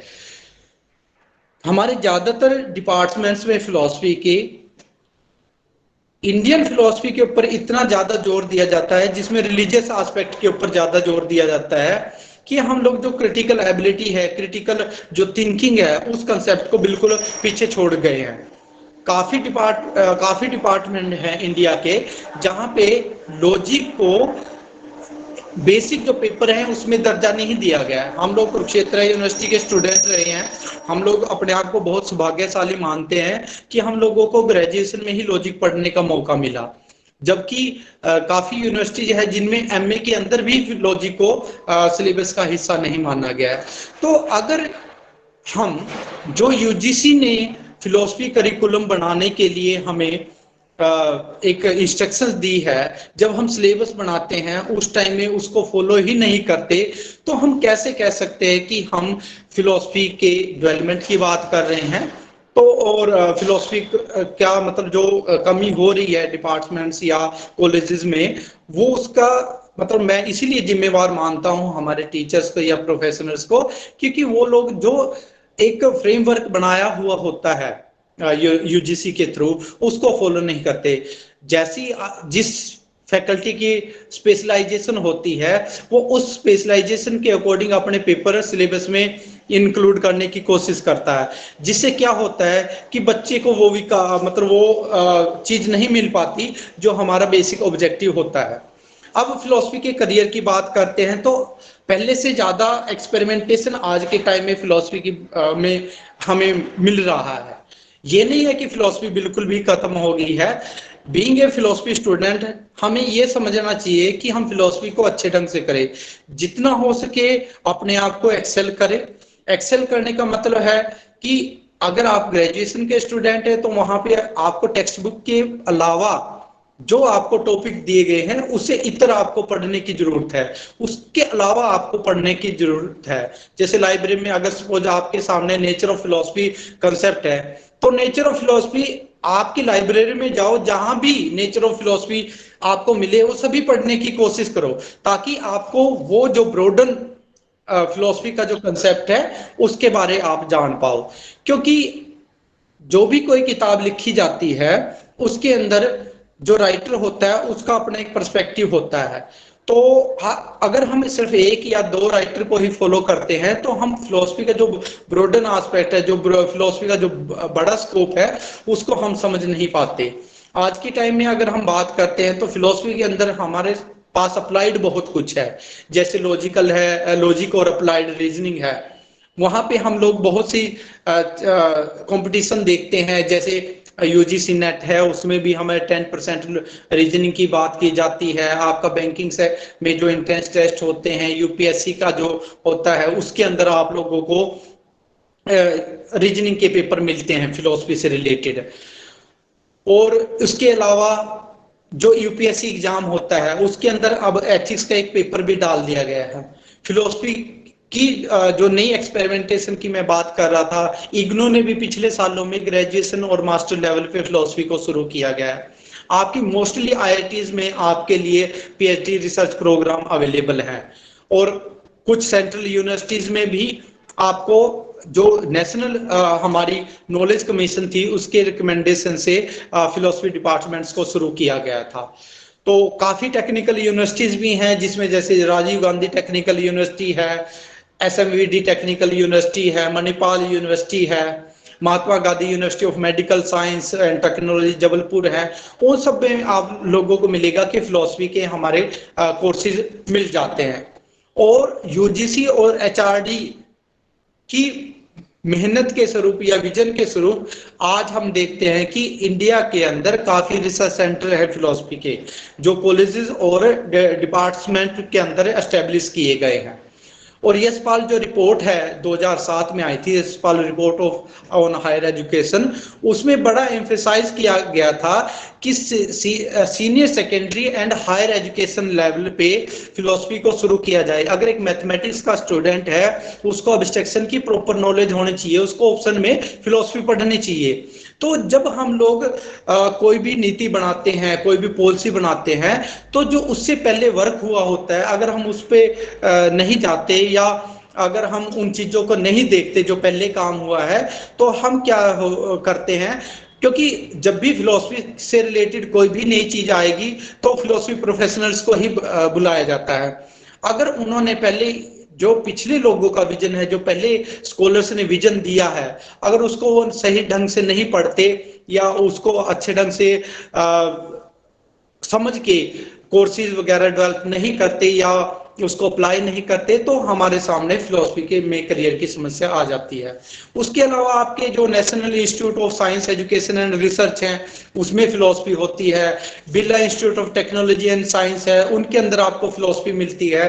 तो जो एस्पिरेंट है फिलोसफी के, जो आगे करियर बनाना चाह रहे हैं फिलोसफी के, उनके सामने हम ये बात कह के कि फिलोसफी खत्म हो रही है, फिलोसफी के कॉलेजेस में बंद किया जा रहा है, उनको बच्चों को ये बताना चाहिए कि अब नए उनके एरियाज कौन कौन से आ रहे हैं। तो ऐसे में हमारे लिए ये बहुत इंपॉर्टेंट हो जाता है कि आज हम लोगों को फिलोसफी की अटेंशन, फिलोसफी को ज्यादा अटेंशन देने की जरूरत है, जो भी हम लोग प्रोफेशनल्स है। उसका कारण क्या है, क्योंकि जो भी आज नई डेवलपमेंट हो रही हैं, जो जो एक्सपेरिमेंटेशन आज फिलोसफी के अंदर हो रहे हैं, जैसे अभी पीएचडी के लिए भी एथिक्स को कंपलसरी मान लिया गया है, रिसर्च एथिक्स में फिलोसफी को कंपलसरी पढ़ाया जाने लगा है। तो ये सारी चीजें हम आज के बच्चों को उनको मोटिवेट करें, और सबसे बड़ी बात जो होती है हम लोगों को बच्चों तक इंफॉर्मेशन पहुंचानी है। तो ये सारी चीजें हैं जो आज हमारे सामने जो नेशनल पॉलिसी आई है जो एजुकेशन की 2020 की, अगर हमें उसको आत्मसात करना है तो फिलोसफी जैसे सब्जेक्ट को बचाना भी है और उसकी व्यवहारिकता को लोगों के सामने रखना भी है। तो उसके लिए हम तभी हम कर सकते हैं जब लोग हम खुद अपने व्यवहारिक, मतलब हमारे खुद के व्यवहार में फिलोसफी दिखनी चाहिए, हमारी जो हम लिखते हैं, जो हम लोगों को कम्युनिकेट कर रहे हैं, उसके अंदर फिलोसफिकल आउटपुट होना चाहिए। तभी जाके हम फिलोसफी की को अच्छे करियर की बात कर सकते हैं, फिलोसफिकल विजडम की बात कर सकते हैं। और जो फिलोसफी लव फॉर विजडम जो कंसेप्ट हम रखते हैं उसकी बात कर सकते हैं। तो फिलोसफी लव फॉर नॉलेज की बजाय लव फॉर विजडम की तरफ कन्वर्ट करने की जरूरत है, जो हमारे शुरू में हमें डेफिनेशन दी गई है, आज हम उसको ही सही ढंग से अप्लाई नहीं कर पा रहे हैं, क्योंकि आज हम फिलोसफी डिपार्टमेंट्स के अंदर या जो हमारा डिस्कोर्स होता है उसमें हम नॉलेज की बात कर रहे हैं, कितना डाटा किसके पास है, ठीक है, किसके पास कितनी शास्त्रीय नॉलेज है। अगर इंडियन फिलोसफी का स्कॉलर है, वेस्टर्न का है, वो कितने स्कॉलर्स को साइट कर सकता है, उसके ऊपर हम बात करते हैं। लेकिन हमें ओवरऑल जो एक बात हुई थी कि इंटीग्रेटेड अप्रोच की जरूरत है। तो फिलोसफी लव फॉर विजडम ही है और हमें उसको अप्लाई करने की जरूरत है। Thank you.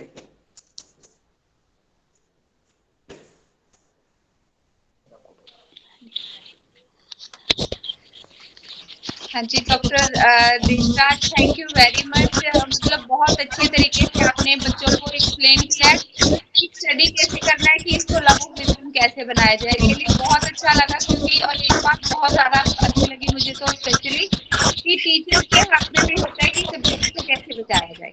ये नहीं है कि, हालांकि टेक्निकल सपोर्ट एक बहुत बड़ी चीज है, कोर्सेज कैसे इंट्रोड्यूस किए जाते हैं, एवरीथिंग मैटर्स, लेकिन उसके बावजूद जो अगर टीचर है, हम अपने ही प्लेस पे है, ब्रेडले ने बोला है एजुकेशन एंड एक्टिविटीज, तो उसकी तरह हम अपनी जगह पे अपना काम परफॉर्म अच्छे से करेंगे तो हम इस चीज को बच्चों में थोड़ा इनकलकेट कर सकते हैं। लव ऑफ विजडम है जो बहुत अच्छा लगा। तो जी एक कहीं प्लीज म्यूट करना पड़ेगा doctor Deshraj. Ma'am voice is not clear ma'am. हाँ जी, just a minute, actually there is net trouble. आप ठीक है? आप ठीक है? डेफिनेटली मैम, ठीक है। आप ठीक? Okay okay. हाथ में सही नहीं। So the most important thing is I would like to thank you all the three speakers for that complete session. They were present and बहुत अच्छा, it was really encouraging कि तीनों की तीनों हमारे जो स्पीकर हैं, इतना बिजी टाइम शेड्यूल है, सब कुछ है, even then they were with us throughout the session. Thank you very much. Now I would like to go for formal vote of thanks, if you all allow me. Okay. Okay. So first of all, I would like to thank you, Professor Vibha. The introduction is done, but I would like to say that you have a treasure of knowledge, ma'am, and thank you so much for sharing your treasure of knowledge with us. And we received few pearls, and we would like to listen to you again and again. Then I would like to thank you, Dr. Navneet Chopra.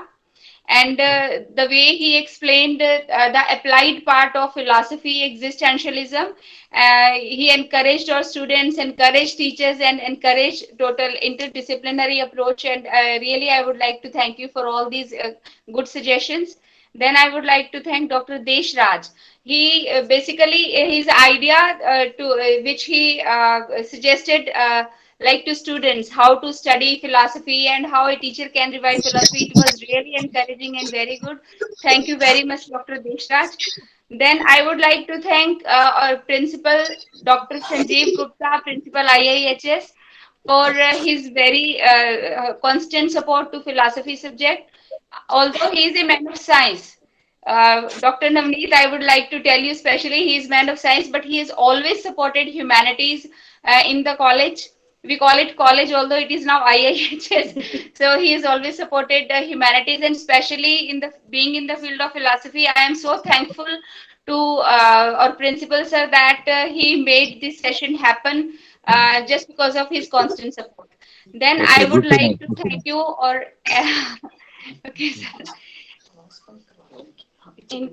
Okay, then I would like to thank you, HOD, Department of Philosophy, Professor Rita, and it was the whole thing was managed in a hurry, and she was always with us 24 hours. Anytime I could talk to her, and she's like treasure of qualities. She's humble, she's cool, she's intelligent. I received so many things during last 4 days. I'm really thankful to to Professor Rita. Thank you, ma'am. Thank you very much. Next, I would like to thank you, Dr. Ashwini Kush. It's not just for technical support, sir. Each and everyone in this college knows how you supported subject of philosophy. You know, when you are in a you know very well, I did not explain technically during last 3 months how you have supported the total stream of philosophy actually. Thank you very much, Dr. Ashwini Kush and Dr. Sanjeev Grewal for making this event happen so smoothly. Next, I would like to thank you, Dr. Vivek Gaur. Being a colleague, he is so supportive. He has been really supportive throughout the, not throughout the session, I would like to say, his constant support to revive philosophy. He gives excellent ideas every time that how we can attract students and how the things can be can make it happen. Thank you very much, sir. And I would like to thank you all faculty members, especially our committee members. All the committees we have constituted to make this event happen, and all the committee members, thank you very much. And all teachers, regular, contract, guest faculty, all non-teaching staff, and all the students who are doing upstairs for offline activities, preparing very well, and they supported, they enjoyed this bit. I hope I'm going to talk with them. So thank you very much, all the students, because without students, no discipline can survive. And whatever, and all the total staff, I could not talk about. Thank you very much. Now, ma'am. Okay. So I take a leave, I think. And thank you everyone for being with us. And sure to meet you. Sure to meet you. Very soon. Thank you very much. Thank you.